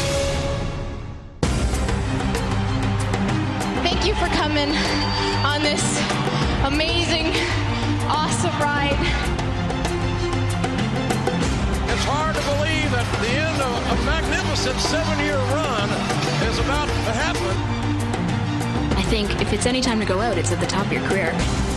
That's how legends are born, because they go out on top and you remember them for those moments. So the Trish and Lita feud, one of those things that kind of carried the Attitude Era, didn't it? We talked about in 2000 from then onwards. You know, this is in 2006. So from 2000 when she debuted with Lita all the way through to 2006, and this is Trish Stratus' last match. Well, for someone who was crawling around on her knees on a leash for Vince McMahon and was able to regain some of her dignity to compete for a record-setting 7 women's championships, I mean, you know, it does take a lot to do. And I would love to be a member of the Trish Stratus Kiss My Ass Club. Well, I think the thing about Trish Stratus, if Trish Stratus had debuted the kind of Trish Stratus that, I don't know what time, 2002 Trish, if she had debuted now in WWE, do you think she would have been as successful? Not the Trish that went of 2000, because I think the Trish of 2000 wouldn't be in WWE now because not good enough wrestler. No. But 2002 onwards, I think she would have been. I don't think she would have been as successful as she was. Again, she was around in a time when women was mainly eye candy, and there wasn't a lot of good competition. But Lita, I said earlier, Lita wasn't the best work. I thought Trish was a very good wrestler. Oh yeah, even comparing her, because she had that character as well. The heel turn with Christian against Chris Jericho at WrestleMania 20. That was quite interesting. Yeah, I was just it's one of those things you still remember to this day because of how quite shocking it was. And I think the difference between her and China, if China had more success in the women's division, you know what I mean, like a couple of more reigns or to be known as that, and the quality of matches. I think Trish had quality matches. Look at her series with Victoria. The hardcore match they had at Survivor Series. You look at the matches with Mickie James at WrestleMania, What's that, my love? All very interesting, different types of matches. And Lita, greatest rival. It was the kind of women's Rock and Austin back in the day, wasn't it? Most definitely, yeah. But again, it was a time where I think these two women were the standout in their field, hence why they feature so highly in our list. If there was a few more other competitors with equal or as good standards as them, it could have been slightly different. But, especially as far as Lita's concerned with Trish, I don't think there is any doubt in, she was mainly brought in as eye candy, a women's fitness model, to have this much of an impact with the crowd as well, when women's matches were just seen as filler matches, the reception she gets every time she comes out to the ring, Yeah, this is in a hometown with Toronto, Canada as well. Trish coming out here, a final match, and no matter what happens, can she leave 7 times women's champion? What is interesting about this list and what we'll have to see in the oncoming years, like we talked about with Oscar, there is a chance that Sasha Banks, Alexa Bliss, Bayley, Becky Lynch can all move up the list depending on how often they're used in the WWE now, can't they? And other people like Nia Jax, and who on the peripheral list, maybe will be into the top 25 as we go along. This is the thing, isn't it? I mean, if they have the longevity, if we look at Charlotte, if she has longevity of, she's already number 10, of Trish Stratus as well, and that's success. I mean, she's already a 4-time women's champion. If she was to be 8-time champion and beat Trish's record, I'm sure Charlotte would, say something. And of course, Oscar, depending on her treatment, if they go the same way undefeated, the way she is, who could argue that? But at the moment, we have to say, it's definitely Trish and Lita 1 and 2, isn't it? You could argue about what order you would put them in, but I think if you look at the whole thing, talk about women's wrestling, which is women versus women and the kind of competitors they're facing, I don't think Trish had a better,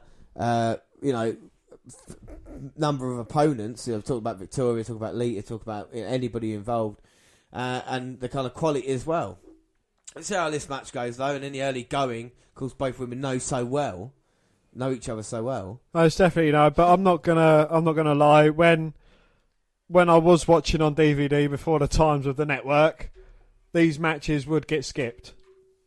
9 times out of 10, they would get skipped, or I'd use them. So, do you think it's a better quality match nowadays than it was back then, or is it because you wasn't watching it? Maybe. I think the quality has improved because going back to the Sasha Banks Bayley match, I think that was awesome, and that was up there with a majority of the men's matches I'd seen from that year. Yes, yeah, that's true, yeah. But Trish there, just Luthez pressing herself off the apron, right? And the floor's all wet out there. I think that might be from Big Show's arse earlier. It was Hell in a Cell with Vince McMahon. Oh, is that the? Oh my days! This is the pay-per-view. We watched 3 matches and I forgot to record it, and you both had a go at me about it. I remember that. That was when Vince McMahon's face went into Big Show's ass. Yeah. Oh, that's nasty. And then it's John Cena versus Edge in a TLC match. That was quite a good pay-per-view, Unforgiven 2006. Yeah. Might even be Carlito versus Randy Orton at RKO. We saw. Oh yeah. People here saw earlier, but. So, of course, Lita had now aligned herself with the Rated R superstar. Yeah, we've seen a live sex celebration that Lita had, but don't get me wrong, she was a good performer, but as I said earlier, I don't think she was as good as Trish or, some of the women on this list. I mean, let us know what... Well, we've said about what would Trish be like nowadays. What would Lita been like nowadays? I think it's interesting to see. I mean, wouldn't have been as different because Lita wasn't that Lita high flying. Was a bit more special attraction than maybe what we see now. I think she'd be a good addition to the women's division, but I think she might be treated a little bit differently because look at the talent. I mean, Lita versus Banks or Bayley or Lynch or Charlotte. You got to think, maybe. Overall, if you look at rating points, if it's a WWE 2K or something like this. Maybe they're going to be ranked a little bit higher than Lita. Maybe I'm not giving Lita like I say, she was special, very special in the Attitude Era, and she's made it onto number 4 on the list. Oh, and Trish was getting worked on by Lita. But Trish turned it around and she delivered a few thunderous kicks and then just put her foot into Lita's throat and was choking her out in the corner. And a beautiful chop to the chest to leave it, and Trish again to Lita. Oh, slapping Lita across the chest. Huge chop to the chest, and like I said, licking it to give it some sting. Some more action. Oh, and a stinger splash there in the corner. And Trish is looking ready to rock and roll. Oh, come on, we've behaved throughout this whole podcast. Runs into the back over from Lita. Lita's on top. Oh, Trish has got her, but I think Lita's managing to reverse it. Been pulled up. And Trish on show a little bit. Oh, there we go. Lita and Trish crash to the outside. Now Lita looking to go up top to try and take Trish Stratus out of it. But Stratus up as Lita was. And both women are trading blows on the bottom rope, trying to make their way up to the top. Oh, both in a very precarious position. Lita falls down to the ring apron. Trish grabbing Lita's hair. Oh, but Lita manages to toss Trish off the top. Well, look how strong Lita's hair was to be able to throw Trish across, and now she's going for a patented moonsault. Yeah, going to the top. Oh, Trish rolls out the way, and Lita hits nothing but mat. But she's got a couple of airbags to help her. She has, yeah. Oh, and Trish going for the pin. Oh, but Lita with a kick out. Oh. Well, let's not forget about Lita. She did have, like I say, the pregnancy with Gene Snitsky. Anyway, let's finish this. Trish now, Stratisfaction. Oh, looking for a patented springboard bulldog, but Lita depositing Trish to the wafer-thin mats below. And James, we know how thin their mats are. Yeah, proper thin. And Lita can't fill the midsection. Checking on Trish. Look at her taunting. She's smirking down. No, James, she's just got a grin on her face. She hasn't got a cigarette in her gob. Now Lita going to go for the easy pin. 1, 2. Oh! But Trish with a kick out. She ain't going down that easily in her last match. Look at Lita now, just striking down on Trish. Referee saying, come on, give us some space. I do like Trish's trousers though. Lita now working on Trish. Having a way with her. Oh, strike to the midsection. Now Lita working over the back of Trish. Oh, now Lita suplex. Oh, a lovely snap suplex. Oh, go for the pin, but Trish kicks out. Oh. And now Lita Oh, coming down with all the weight on her back. Lita's saying, is that what you like? Is this how it's going to end for Trish? And Lita just pushing Trish's face into the canvas. Oh, but Trish firing back with huge strikes. Everything she's got in her body. Oh, she's certainly striping Lita. And now Lita's going to get Irish whip. No. Oh, she turned it into a side Russian leg sweep. And now it's going on top, not with a pin, but with the punches to the face. Oh, ramming Trish's face into that canvas. Right, face first into the mat she went, but only a 1 count. 1. And now Lita's going to put in the side headlock. Oh, can Trish fight out the submission? Yes! She manages to fight back with big forearms. Oh, a lovely neck breaker. It was beautiful. And we know Lita's had problems with her neck before. Well, it's definitely the amount of injuries that Lita's had. Very injury prone. But of course, like I said, that's part of the style she wrestles. Different style in this match, even though we have seen her go for the moonsault. Will she be able to put Trish down? And Trish, everything she's got in her body, fighting back. Both women exchanging big right hands now. Trish winning the war here. Well, definitely winning the battle with the punches. Irish ripping Lita. But Lita follows up with a back elbow as Trish comes running in. Oh, and Trish now caught her up. Oh, head scissors takedown from the top of the turnbuckle. Going for the chick kick. Now Trish calling on Lita. Lita's using the ropes to get back up. Pow! Right in the kisser. Trish go for the pin. 2. Oh, I thought she had it then. I thought she had a record-breaking 7th title run. But Lita was just too strong and managed to kick out. And now right to the eye by Lita. And now she's going to go for the finishing DDT on Trish. No, Trish turns it. Stratusfaction. Oh no, backslide, goes for the roll-up, but Lita holds on to the rope. Oh, referee saying you can't do that. Trish, rolling her up. No, sharpshooter. A move as Canadian as Trish is herself. Oh my God, the fans love it. In Bret Hart's home country. And Trish got her in. Rolls her over. It's just a matter of time now. I'm sure Lita can't hold on. Surely she can't. Don't call me Shirley. Can't get there. The fans saying, come on, Lita, tap out. Oh, Trish, amount of punishment she's taking. Drags her back. Oh! Lita taps out. Trish falls back, and I think she wrenches Lita's back in the process. That really hurt, but Trish Stratus winning the women's title for the 7th and final time. Her last match in WWE. Dan, what did you think of it? I thought it was a great match between the two. You know, this is a match I've seen a fair few times. Trish certainly deserves it. She certainly deserves her place on the top of our mountain. That match there alone, it was a great performance. Both women for a great performance, and she certainly has been missed in the WWE. Yeah, I mean, it was a great match, and for them to respect Trish, and we talked about how the way Lita left with Crime Time showing her underwear. Trish, this is Trish's last, proper match in WWE, and letting her win the title. Trish going out on top. Exactly, and how many times have they let anybody do that? Anybody do that? No, never. But they did to Trish.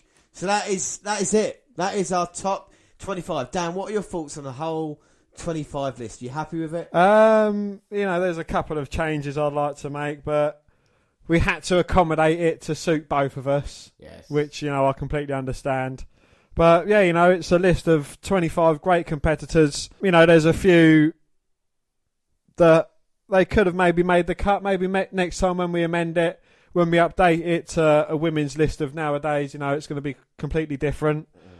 But, I think that, the list was definitely well worked. Yeah, but you got to ask yourself if these women can have the longevity of others. This is going to be one of those interesting things. We'll see, and only thing that can show it is time.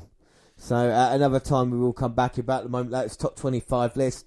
So you've just heard us do the top 25 list. Here's how we picked the top 25.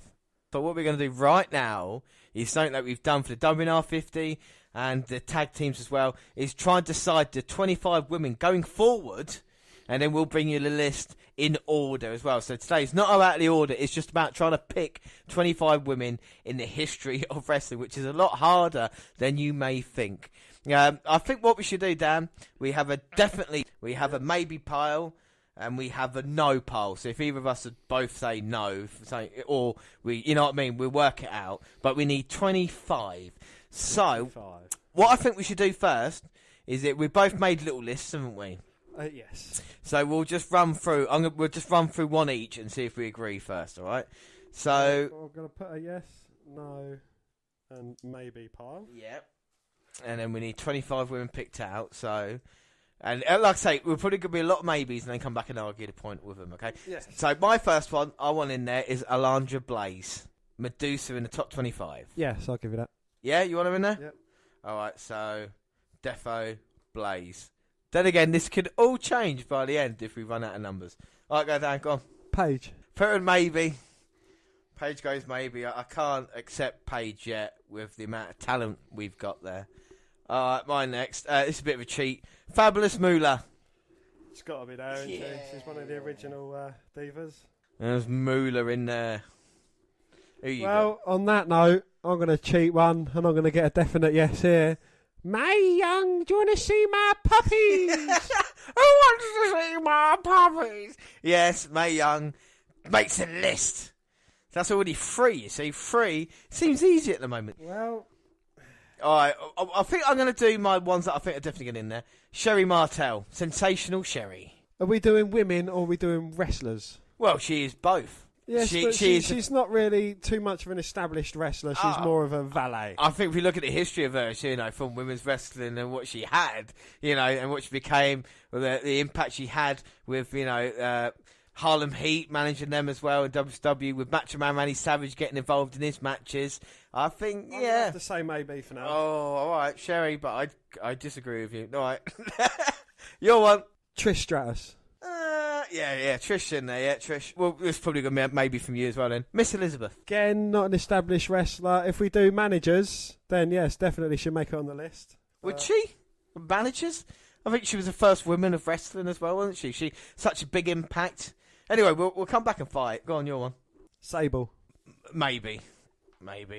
I can't go forward because, in ring ability and such like. Okay, Lita. Yeah, I'll give Lita. Yeah, Lita goes in. Lita's in. All right, go on. I know it's going to be an upsetting one for you, but China. China's in. But weirdly enough on my list, she was like the 40th one. Yeah. Whereas China was well away, yeah. Where was China? China was in between Randy, Richter and Maurice, but we got... Nice. I've got so many. It is crazy. All right, my one. Miss Kitty. Kitty.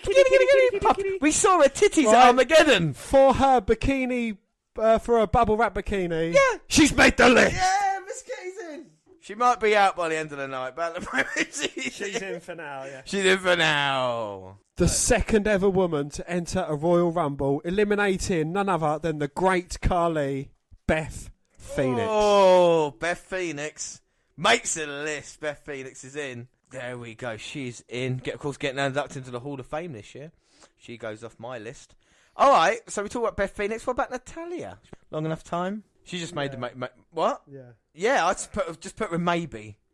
Well, put her in maybe. Oh, I put her in maybe. I mean, not saying that I don't want all these to... they don't all have to make the list, but they're just names being thrown out there, aren't there? Because I want to be the first to have a no. Brie Bella. Brie Bella. Maybe. Nikki as well, the Bellas. Because we look at their impact they had, Bellas make the maybe. That's fair. Along that lines, what about Terry Reynolds? You remember Marlena with Goldust and the impact she had? Of course, the TIT, the ladder match would never happen between Edge and Christian at No Mercy 99 if Terry Reynolds wasn't managing at that point. I don't know. Again, she's more of a valet. All right, she makes a maybe then. All right, Dan, you'll go. Mildred Burke. No. She was just an old cunt to come up. Fucking Mildred Burke. No, Melina.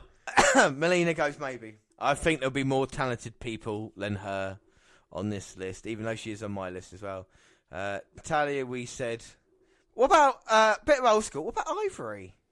Always liked Ivory. All right, Ivory, you are on the list at the moment. Got him. Tammy Lynn Sitch. Oh, Sunny. The sunny days are ahead. I think Sunny is a maybe. I think Sable would probably go ahead of her if we are going to do that. Do you know what I mean? So, Sunny, along these lines, what about puppies? Puppies! Deborah. Again, not really much of a in-ring No, she's competitor. awful. Unless it was bra and panties match, and she actually did all right. Yeah. Beat Sable, of course. Wendy Richter. I have got her on my list because she's very important. Of course, beat Fabulous Moolah, becomes women's champion after that many time. But she's got to make my maybe list at the moment because, to be honest with you, I don't know enough about her. I've not seen enough great matches, whereas the other ones here, I've seen more of them. And maybe I'm being a bit unfair. Maybe, but hey, it's my list. I do what I want. Well, it's our list. I'm going to do a mic drop in a minute, but first off, what about Vicky Guerrero? Excuse me! No, again, manager. No, she makes a maybe list. I am not discrediting her. Vicky, we've had no no's yet, but we've got a lot of maybes. But I don't mind Vicky Guerrero. Even though she's part of the TNA, well, she's currently part of TNA, and she's retiring at the end of this year from TNA, and she's in the TNA Hall of Fame, but Gail Kim. She makes a maybe list because she did transcend things. She's the first woman, I think, of Asian descent to wrestle in WWE, apart from if you're a big bad heel. I think it makes a bit of sense. What about? Let's see who we got. Ivory's off the list, didn't she? So I did Ivory. What about Jackie? Yeah, Jackie. Jacqueline. Yeah. Beat Disco Inferno, didn't she? For the Cruiserweight title. Wrestled around. Yeah, I'll give Jackie. I'll give Jackie one. Jackie's in there at the moment. Hang on a minute. Can I stop you for a sec before you go on? Just at the moment in time, 25 list, we have got 10 names in there. So we've only got 15 left. And I've still got a whole, I should say technical term, a whole shitload of names. Jazz makes me maybe. I've got Jazz down. I like Jazz. Got Jazz on my hands. Someone who I really liked in both ways, even when they were a heel, and even when they first come around really goofy. I loved the relationship she had with Crash Holly. Molly Holly. What about Molly Holly? Maybe for now. Possibly going into the yes. I'll put her yes. Go on, give her yes. No. Yes. I'll put her maybe. Mickie James. Mickie James maybe. Just I don't know if she's done enough in WWE to justify her place in the top 25. Someone like her. What about Victoria? I really liked Victoria when she came around. You don't sound sold. Victoria maybe then. AJ Lee. Oh, that's a good one. I completely forgot about her. She makes a maybe pile because she was great, but then again, it's been so long. Has she had the lasting impact? These are the tough questions we have to ask. Okay, what about a friend of AJ Lee, Len, and someone who, I mean, to her credit, got the ability, even though she did come through the Diva search. What about Caitlyn? Remember Caitlyn? No. I like Caitlyn. All right. Caitlyn, then. Mate, I'm going to put her half on the maybe and half on the no. All right. Caitlyn's a no, then. First no. Caitlyn. It was just, you have to give credit to all the women that came around in all different walks of life. We've got to go a bit new school now. I know some of them haven't had the everlasting impression, but someone the likes of Charlotte Flair. Because again, you know, her impressive pay-per-view run. I mean, you know, the new revolution of women. Yeah, but you can count, if we count the four horsewomen at the moment, do the four horsewomen make the list? Did Bayley, Banks, Charlotte and Lynch make the list in your eyes? Bliss does. Does Bliss make the list? She makes every list. Does she make the list? So with Bliss, I don't know. I've got to put maybe. Right, so Bliss maybe, and then the four horsewomen, are in or out? We've got 10 choices. They take up 4 spaces. So we'll only have 11 people left to choose. And I've still got over 20 on my list here we haven't read out. Well, we could still argue some of them out of a yes list. So at the moment, Charlotte, Banks, Bayley and Lynch all go on to the top 25. Let me run through a couple, Dan, and you'll probably just get rid of them straight away, alright? So first off, we've got Dawn Marie. Remember her? Yeah, I remember her, but ECW. Nothing impressive, no. And kissed Tori Wilson at Armageddon one night. And she married Al Wilson. She killed him. Yeah. She killed Al Wilson down. But no. No? Alright, Dawn Marie doesn't make. What about Francine? Used to come up with Shane in ECW. Was quite a good looking girl as well. No, alright, so Francine, Dawn Marie. Caitlin's got some company.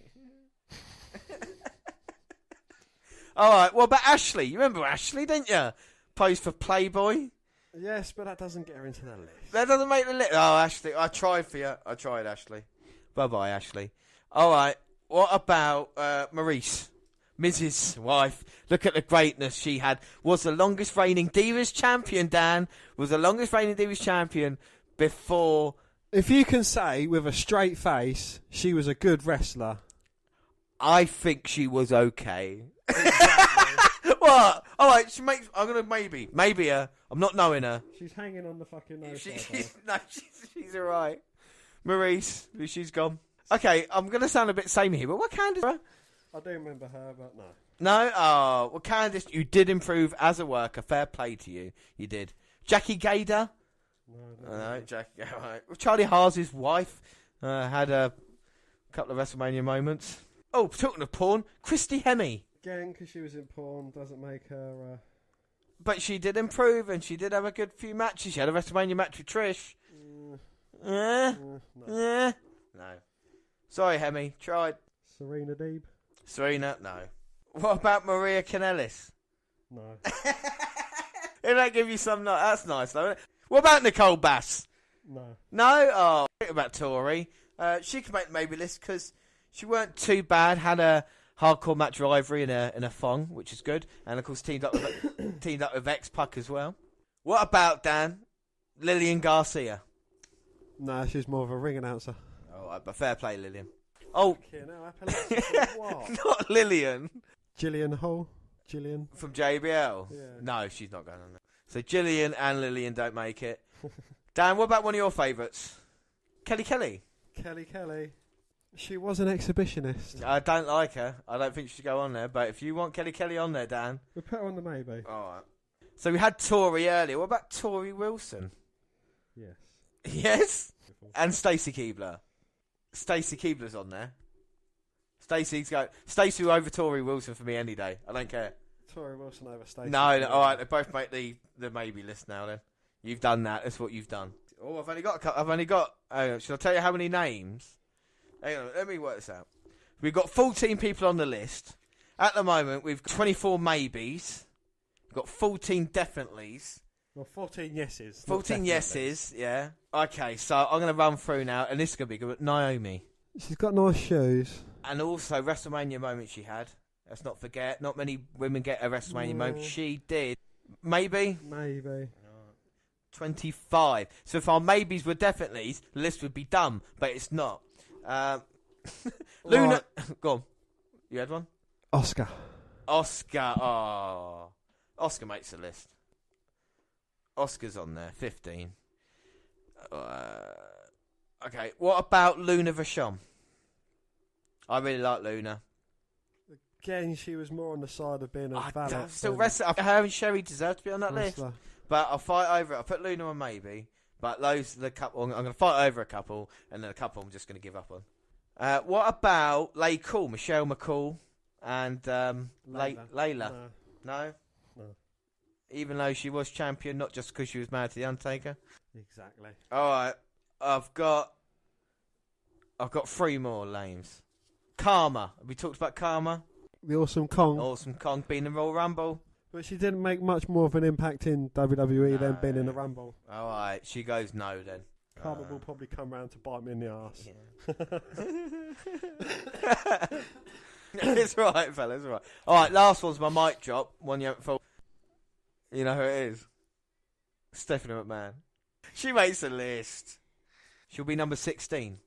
So we'll have 9 to fight over with 24 names. I think she should provisionally list for now. Steph. All right. What about Linda? No? No. No. All right, anybody else, Dan? I'm just trying to think of recent women now. I know we want recent enough to have made an impact. So we've got 28 maybes. 10 from 28. Oh, that's nice and easy, isn't it? Nice and easy.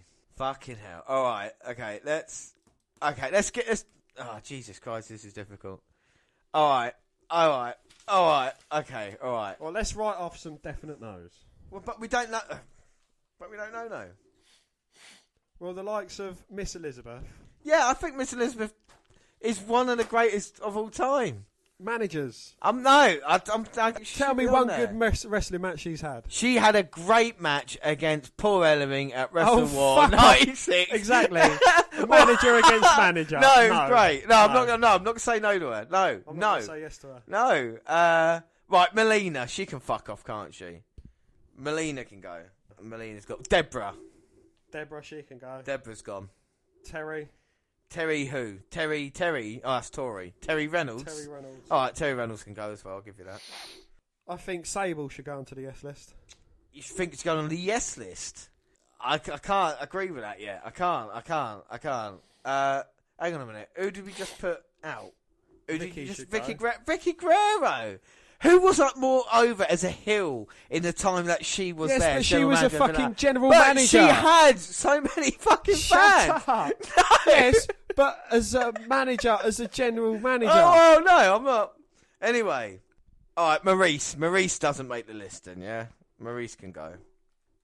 Maurice, yeah, she can go. Yeah, Maurice can go. Martel, Elizabeth, and Vicky Guerrero, they're either managers... No, Sherri Martel deserves to be on that list. I'll tell you what I'll do, Dan, because we used to do this before.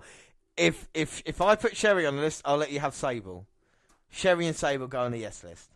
Because Sherri, I need her to be on that list. Sherri Martel will be on that list. Right, we'll put a pin in it. Right, okay, we'll come back to that one, because I'm going to fucking fight. All right, Kelly can go. She wasn't a fucking proper wrestler. Come on. She was about as much a wrestler as Miss Elizabeth and Sherri Martel. No, Sherri Martel was a great wrestler. When we do the bio for Sherri Martel, you're gonna be stunned.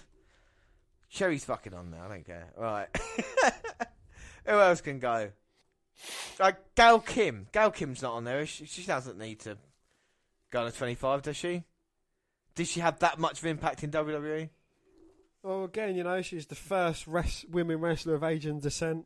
Yeah, but Borna Kano and Oscar did it better as well, didn't she? And Oscar's on there, so at least we got one jab. I didn't mean to sound so racist by that, but... Right. Alright, Kim's gone. And people but still... we've got the most historious. We've got Blaze, we've got Moolah, we've got Young. Yeah, but the woman to beat Moolah to defend that NXT title with, NXT title, the Women's Championship. I don't know. We're going to have to come back to that. The Bellas. Well, I don't know, because I don't want the Bellas on there, but part of me thinks they've had such an impact that they might have to be on there. Well, they was about before the Women's Revolution. Yeah, and they were champions then. We can count them as one, though. Yeah, exactly. But then again, do I really want them on the year? I mean, if they're going to take the place of someone I like. All right, we'll come back to the Bellas. This is what we're going to be doing for fucking ages now. Well, it's only been half hour. It's only been half hour, all right. Okay, Natalia. I think she does deserve to be on there. Oh, fucking hell. She's got the lineage. But has she really done enough? She's been a constant. But we got Beth Phoenix, the one who's really talented back then, Right, come back to her then. Molly Holly deserves to be on that list. Molly Holly was great. So entertaining. She was good, but I don't think she was great. I think... The only good thing she done was have her head shaved. That woman just got a stunner from him off the top right. She should be on the list. In the list. Alright, get rid of Vicky Guerrero then. Get rid of Vicky. Actually, I don't agree with you here. I really don't agree with you. And Vicky and Miss Elizabeth, they deserve the first woman of wrestling, Miss Elizabeth. You're not gonna, you know what I mean? Vicky and Elizabeth. But then they'd make the valet page. I think, but valet's just so sexist, It's like, well, no, it's not going to be managers and manageresses. It's not going to be just valets. We're going to do a top 25 women, and Miss Elizabeth's not going to be on that list. What are people going to think? They're going to think, well, why have you not included one of the women that I watched as a child? People watch just children. Miss Elizabeth, the history of that. Think how many people are going to be annoyed by that? Miss Liz. I'll get rid of Vicky. Miss Liz is a maybe still. I've already crossed her out. No, I think fuck you. Fucking put her back up there. Otherwise, I'll cross out one of your fucking ones. Yeah, exactly. It's getting personal now. I've got the pen in my hand. You just made off the list. Well, who the fuck else is there? Paige doesn't deserve. Well, she deserves to be there as much as I know she's been off injured, but the reception she gets when she returns. Okay, tell me a great Paige match. Paige versus Oscar. No, they never faced each other. Oh. Well, tell me any of the other women on the yes list have had a film made about them. Yeah, but that's not important, is it? Miss Elizabeth's had lots of documentaries about her fucking overdose. Why you shouldn't do coke. coke. Exactly, yeah, but still. Exactly. How the fuck are we going to cut this down? Right, are we doing women or are we doing women wrestlers? We're doing women of all time. It's not just wrestling, it's women. That's what I'm saying. Yeah, but when we done men, it was men wrestlers. Because I'd have had Paul Heyman on. I'd have Lord Alfred Hayes. Exactly, I'd have had Gorilla and Bobby the Brain. Sherry Martel deserves to be on this fucking list. Alright? I don't care what you say. Right. We've got 18, and we need to fill... Would you really miss Jazz if she weren't on the list? Alright, get rid of Jazz. Well, Bliss is there still, maybe. Alright, leave Bliss there. Okay, Sunny. Get rid of it. She never really made an impact on mine. Alright, get rid of it. She made an impact on mine. On your penis. But we won't go into that. Fucking hell. The nose have filled up quickly, but we've still got 17 left, and we need to get 10. So we need to get rid of 6. 6 need to go. I do like Victoria, though. That's the thing. I think she was good. I thought, she played a pivotal part of the Attitude Era. Yeah, Stevie Part of Right to Censor. Stevie Richards. That's Ivory. Ivory, that's it. That's what I meant. Victoria's the other one. She was a crazy one who feuded with Trish. Again, Steph as part of a wrestling, because I believe this should be women wrestlers, personally.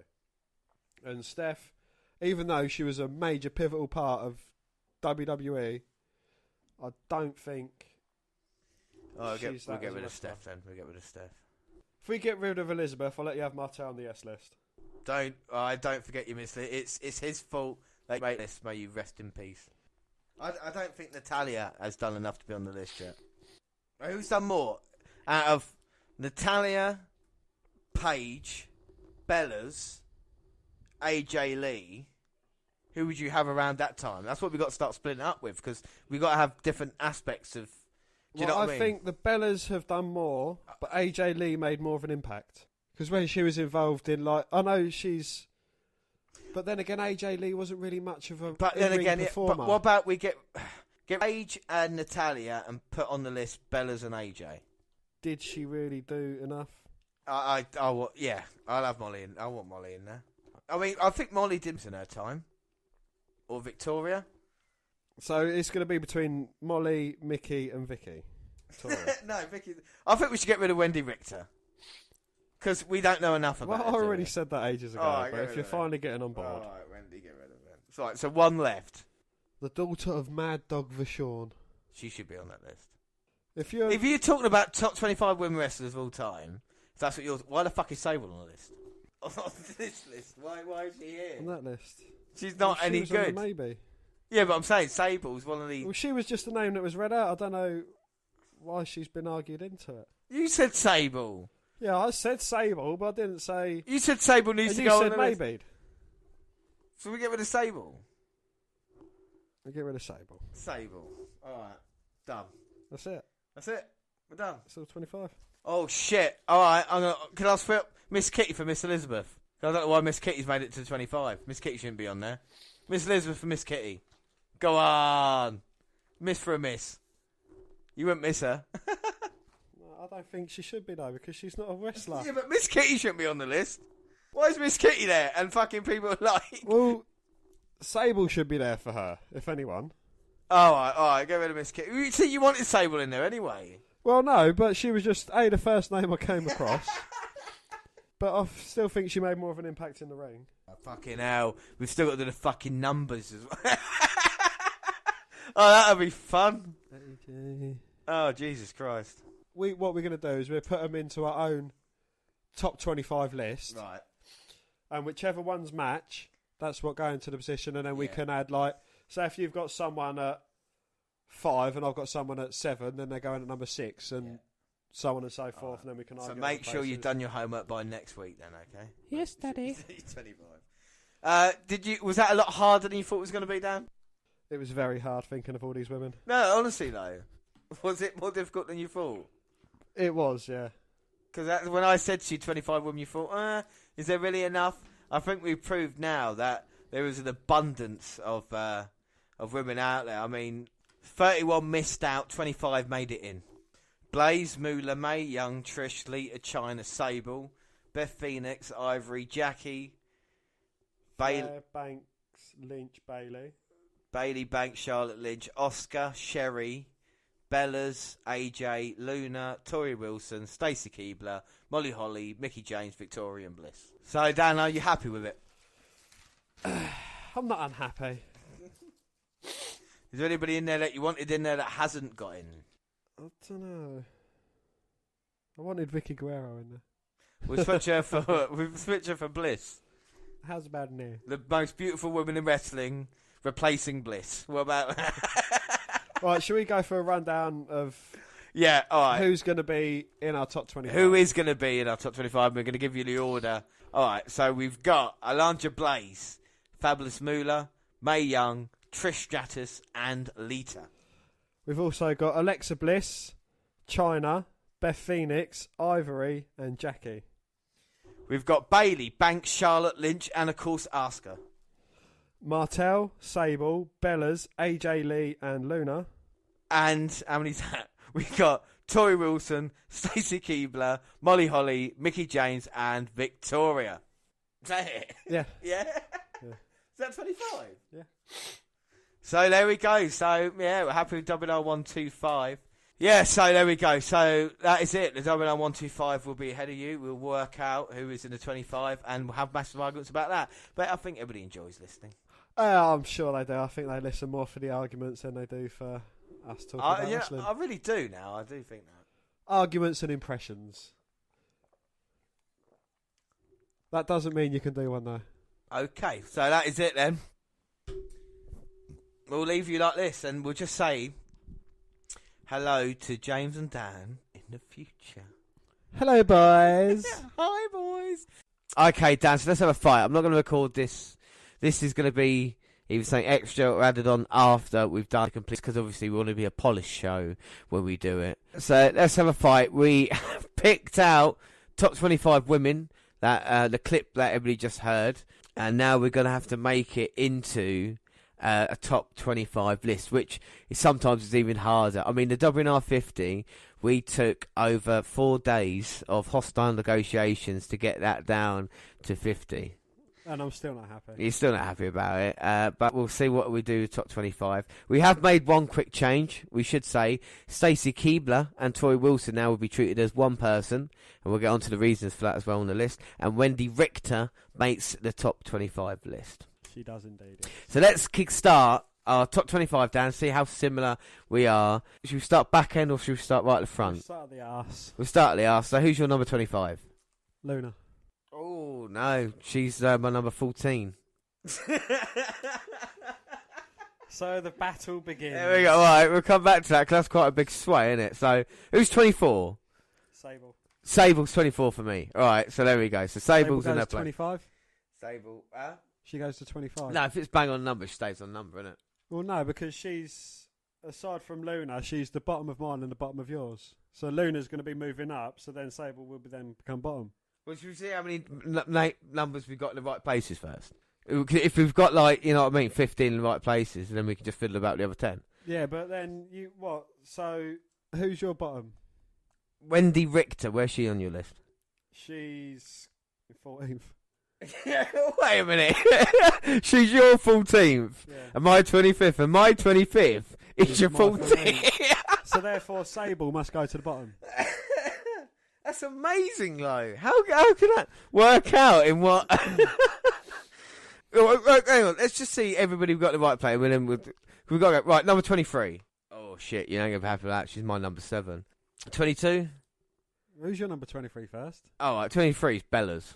They're a little bit harder. 22. is Wilson Keebler. Yeah, 22 is Wilson Keebler as well. So therefore, Wilson Keebler 22. All right, 21. Yeah. My 21's Bliss. Mine's Mickey. Oh, my Mickey James 20 for me. Who's your number 20? AJ Lee. AJ Lee's 13 on my list. 19, I've got Lynch. Victoria. Oh, 18 Victoria for me. 17.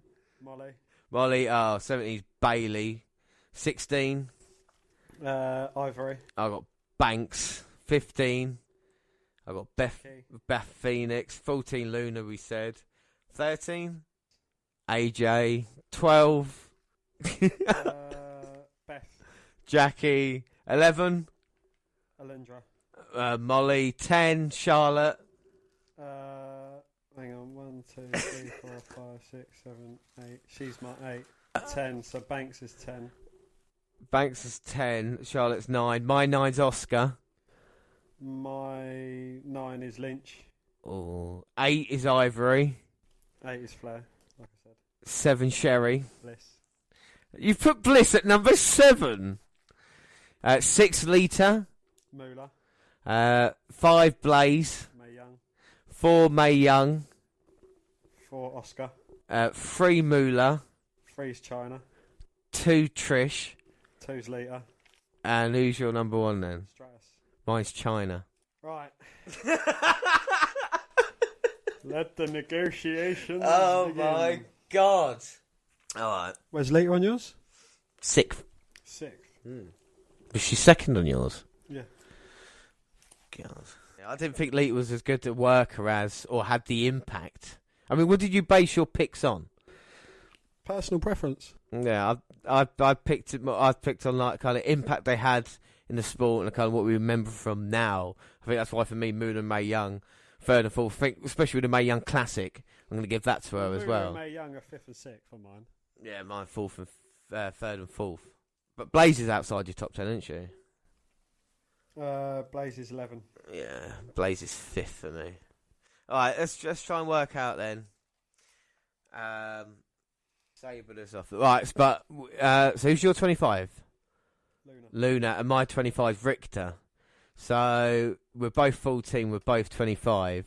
So what's halfway between that 7? Well, I don't mind Richter going down further. 23rd, I'll have her. Yeah, well, I don't want Luna to go into the 20s. I didn't say she has. I just said I'm happy. Just say, yeah, Did I know. anything about Luna? Did I? No, but I know what you're... Oh, Luna's... I can barter Luna with Bliss or someone who... Oh, okay, right. There we go then. That's fine. All right. Okay, all right, fine. So when did Richter 23? 23. Okay, so Richter's gone now. All right, so who's your 23? 23 is Sherry. All right, Sherry's in my top 10. So Sherry is moving up on the other side. We'll so leave her a barter. Yeah, Sherry and Luna comes out. Sherry and Luna. Who's your 22? Wilson Keebler? Yeah. Right, we move them up to 24 then. Yeah, that's fair enough, because they're both 22 for us. And the reason why they are... Yeah, tell them. The reason why they are one person is because they were who we thought were the fittest. Yeah. Back from the Attitude Era. Of course, yeah. But if you look at their impact together, came from WCW, came into WWE together, had, of course, the Bra and Panties match at Invasion with Trish and Lita, a match I've been watching last night, just for purposes on the list. Yeah, I mean, you know, come on, guys. All right, so we've got 25, 24, 23. So, but my Bellas are 23. So, where are your Bellas? All right, so I don't mind them moving down. Yeah, but they don't want to be 22nd, do they? I mean, who we got in front of them? I've got... Oh, fucking hell. It's not easy, is it? Who you got in front of yours? Who's your 21, 20? Mickey, AJ Lee. Right. I'd have the Bellas below them. That doesn't bother me. But Mickey James is my 20th as well. Mickey James, so 21? 21 Mickey James, 22 Bellas, yeah? And the reason why the Bellas are 2 people is, well, because they are. I think Mickey James is I'm lucky sure to be on the I've list. a load of fucking Bliss bartering points there. I'm sure I have. Fucking dropping the Bellas 8 places. No, 10 places. Alright, Bliss so is going to be top. Bellas Tonight. Alright, Bliss is my 21, but I don't mind her being up the list. So Well, no, Bliss is not 21. Oh, no, sorry, Bliss is not on your list. Yeah, Bliss is my 21, yeah. But we'll come back. We discussed. Okay, so Becky Lynch. Right, out of the 4 horsemen. Yes, right, okay, yeah. What's your 4 horsemen order? Because mine goes Flair, Lynch, Banks, Bayley. Mine goes Banks. Hang on, I better look at my fucking list. Mine goes... No, I'm lying to you. Mine goes Charlotte, Banks, Bayley, Lynch. So Lynch is bottom of your list as well, isn't she? Lynch is second on mine. Oh, yeah, second on yours. But you quite like Lynch, don't you? I do again. It's All right, I'll barter with Lynch. I mean, I don't mind putting down someone else. Bayley? Where's she on yours? Bayley is still quite... She's 17th. 17. There's only Victoria, Lynch and Bliss behind her. I've put Molly 11th, but I don't mind Molly. Where's Molly on yours?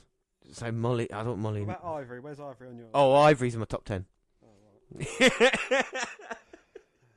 My top 10 is going to be pretty hard for me to fight about. Well, okay, AJ Lee's 13th on mine. Where's she on yours? 20th, AJ Lee. Right, who's worse out of AJ Lee? What about Jackie? Where's Jackie on yours? Jackie's 12th, but I don't mind moving her. The only reason I put her 12th because she beat a bloke. Well, she won the Cruiserweight title. That's the only reason. I don't mind putting Jackie in 19th. Don't act like you're doing me a favour. No, I'll do you a favour with Jackie in No, 19th. I don't want the favour. No, yeah, because Jackie's my 12th, so... Alright, we'll leave Jackie then. Alright, I'll put Luna at 19th then.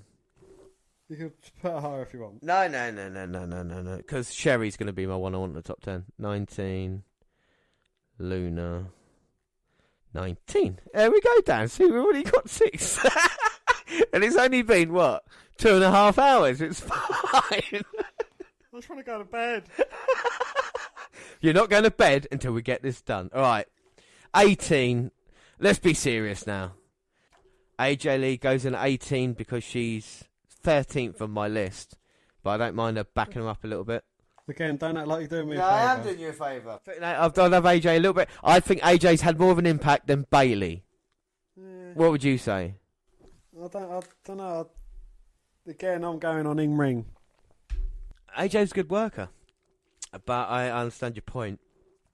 See, I understand where you're coming from there.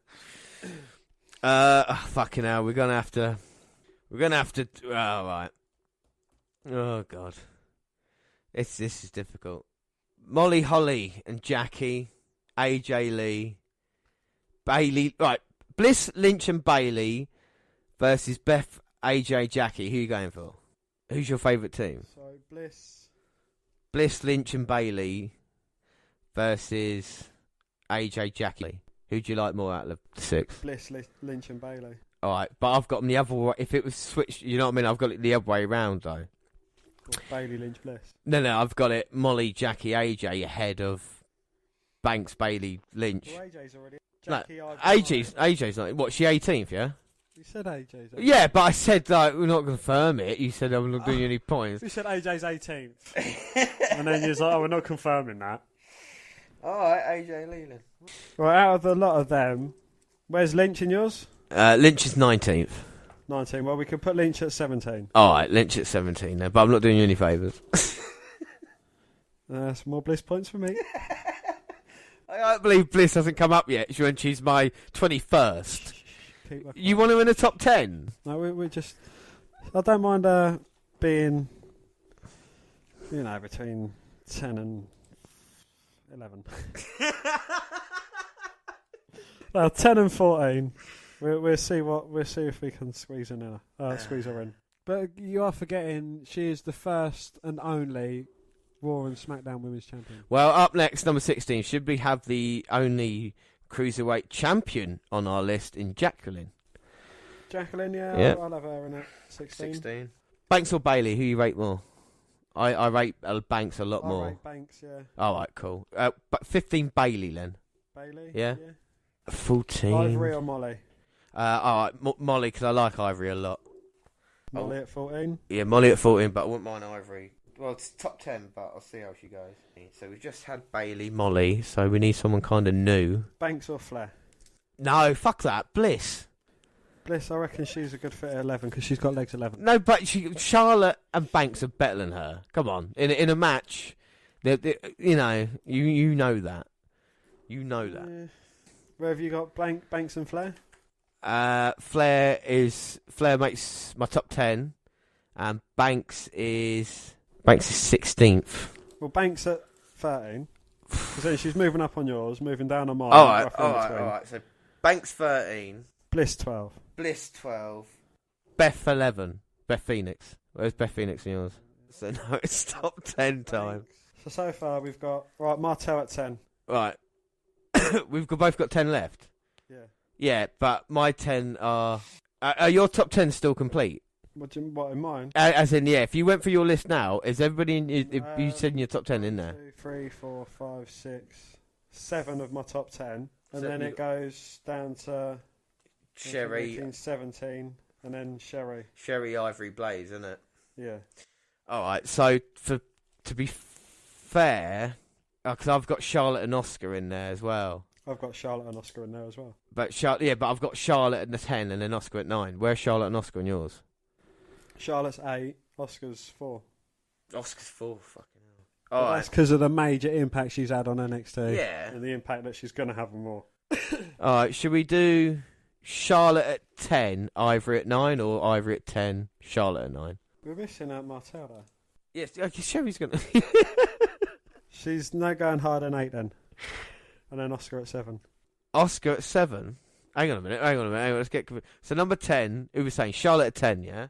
We're forgetting about Blaze as well, though. But Sherri can go 8, yeah. So what? Oscar 7th. Oscar 7th.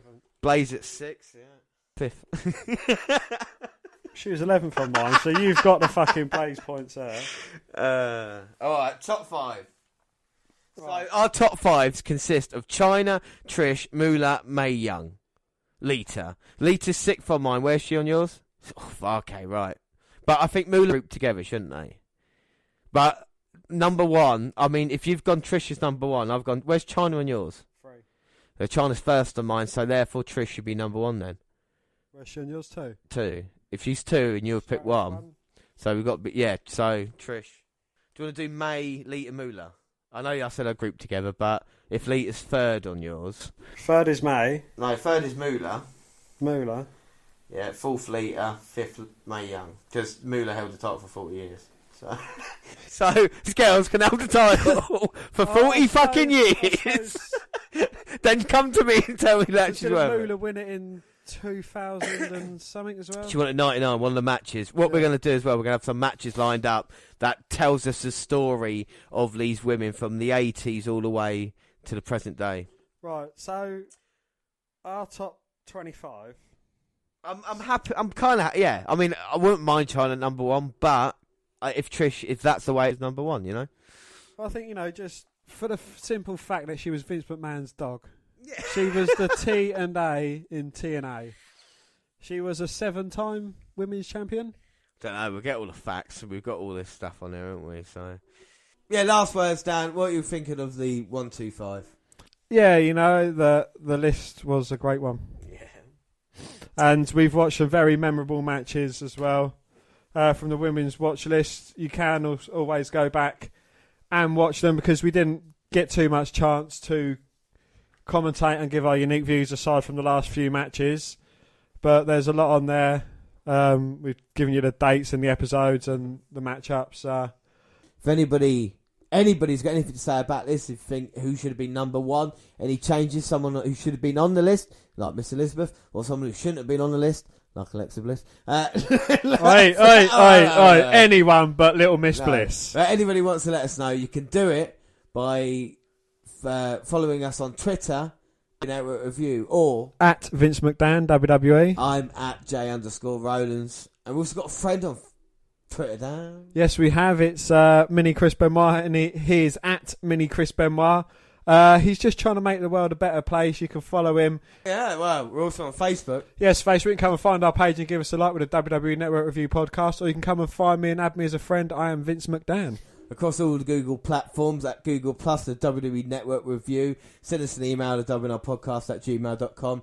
YouTube, you can subscribe to our channel, the WWE Network Review podcast. The clips go up there all the time. Podcasts go up at the same time as do other places like SoundCloud. On your phone. We're also on Spreaker Radio. We've got a live show, Stitcher Radio, iTunes, where you can download, subscribe, rate and review there. But that's it, Dan. Last words on the WNR125. Well, Mr. Mark Tardis, I hope it was worth the wait. You was tweeting us earlier on in the week, so I thought you'd give you a little shout out at the end of the show. And hopefully, you agree with our list, or you agree with my list. Yes. Next podcast, WNR126. It is Head in the Cell 2017 SmackDown Present. But that is all for today. I have been James Rowlands, and as always joined by Dan White. Thanks for listening, everybody, again. Bye. Bye.